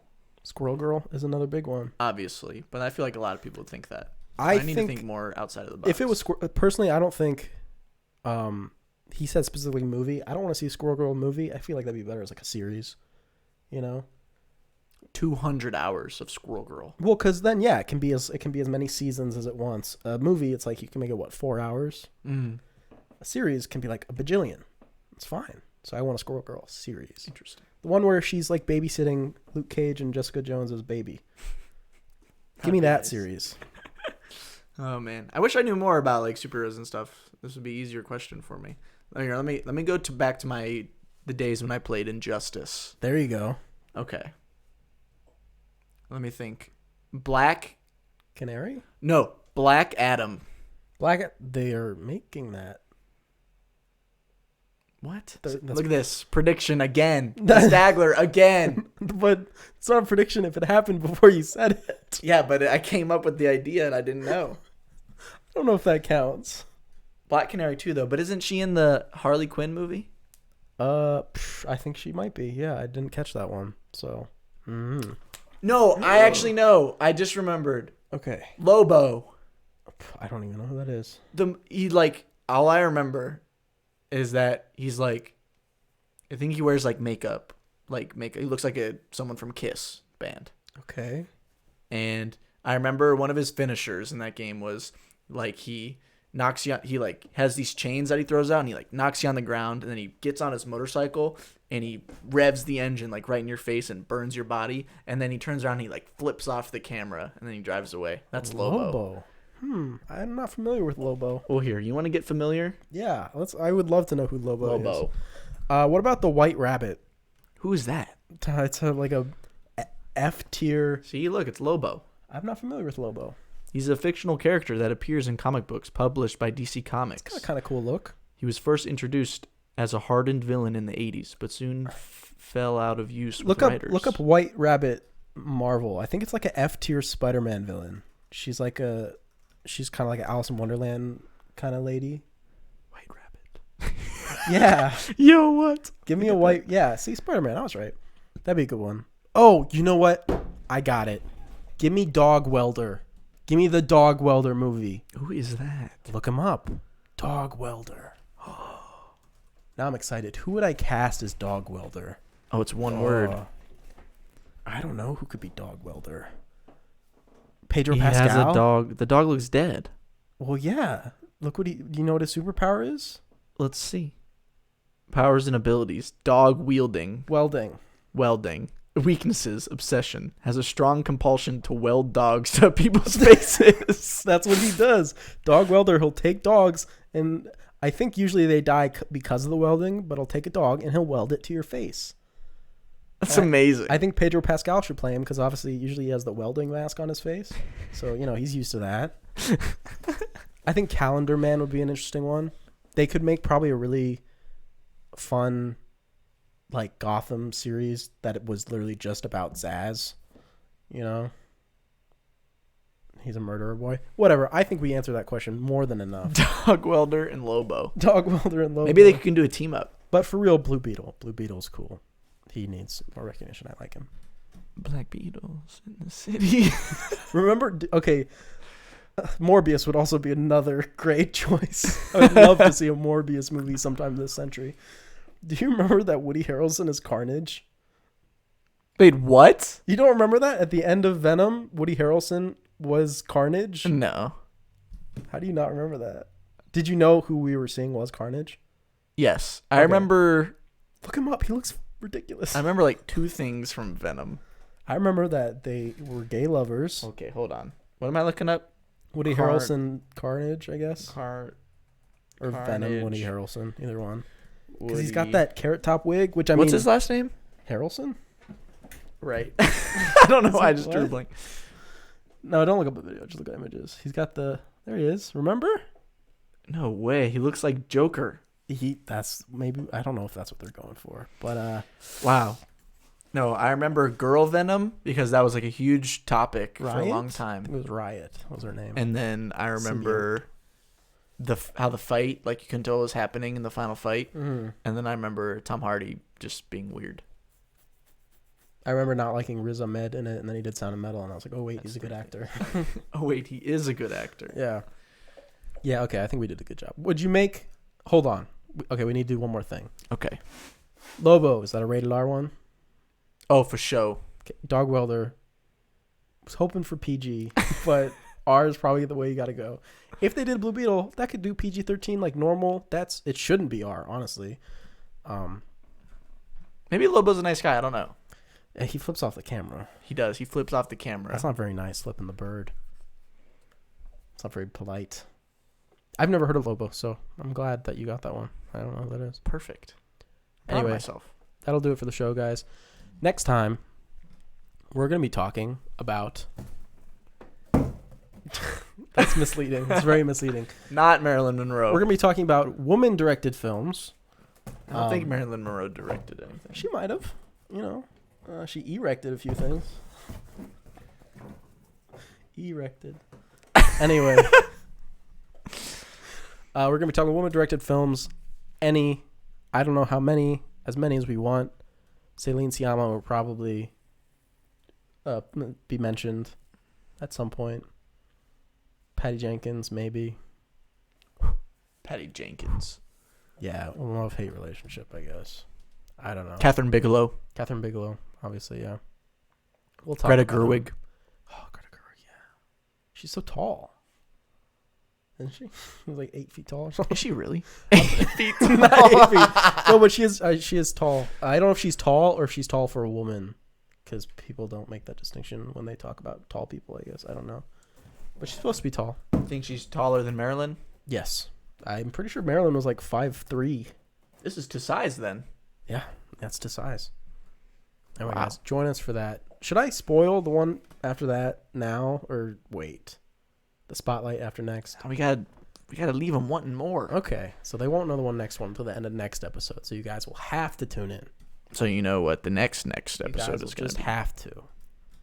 But we'll see you then. I've had a great time. I think this was a fun episode. They always are. They always are, you guys. Thank you guys for joining us. I've been Justin. I've been Nick. And that has not been Black Phillip because he fell over about 5 minutes in.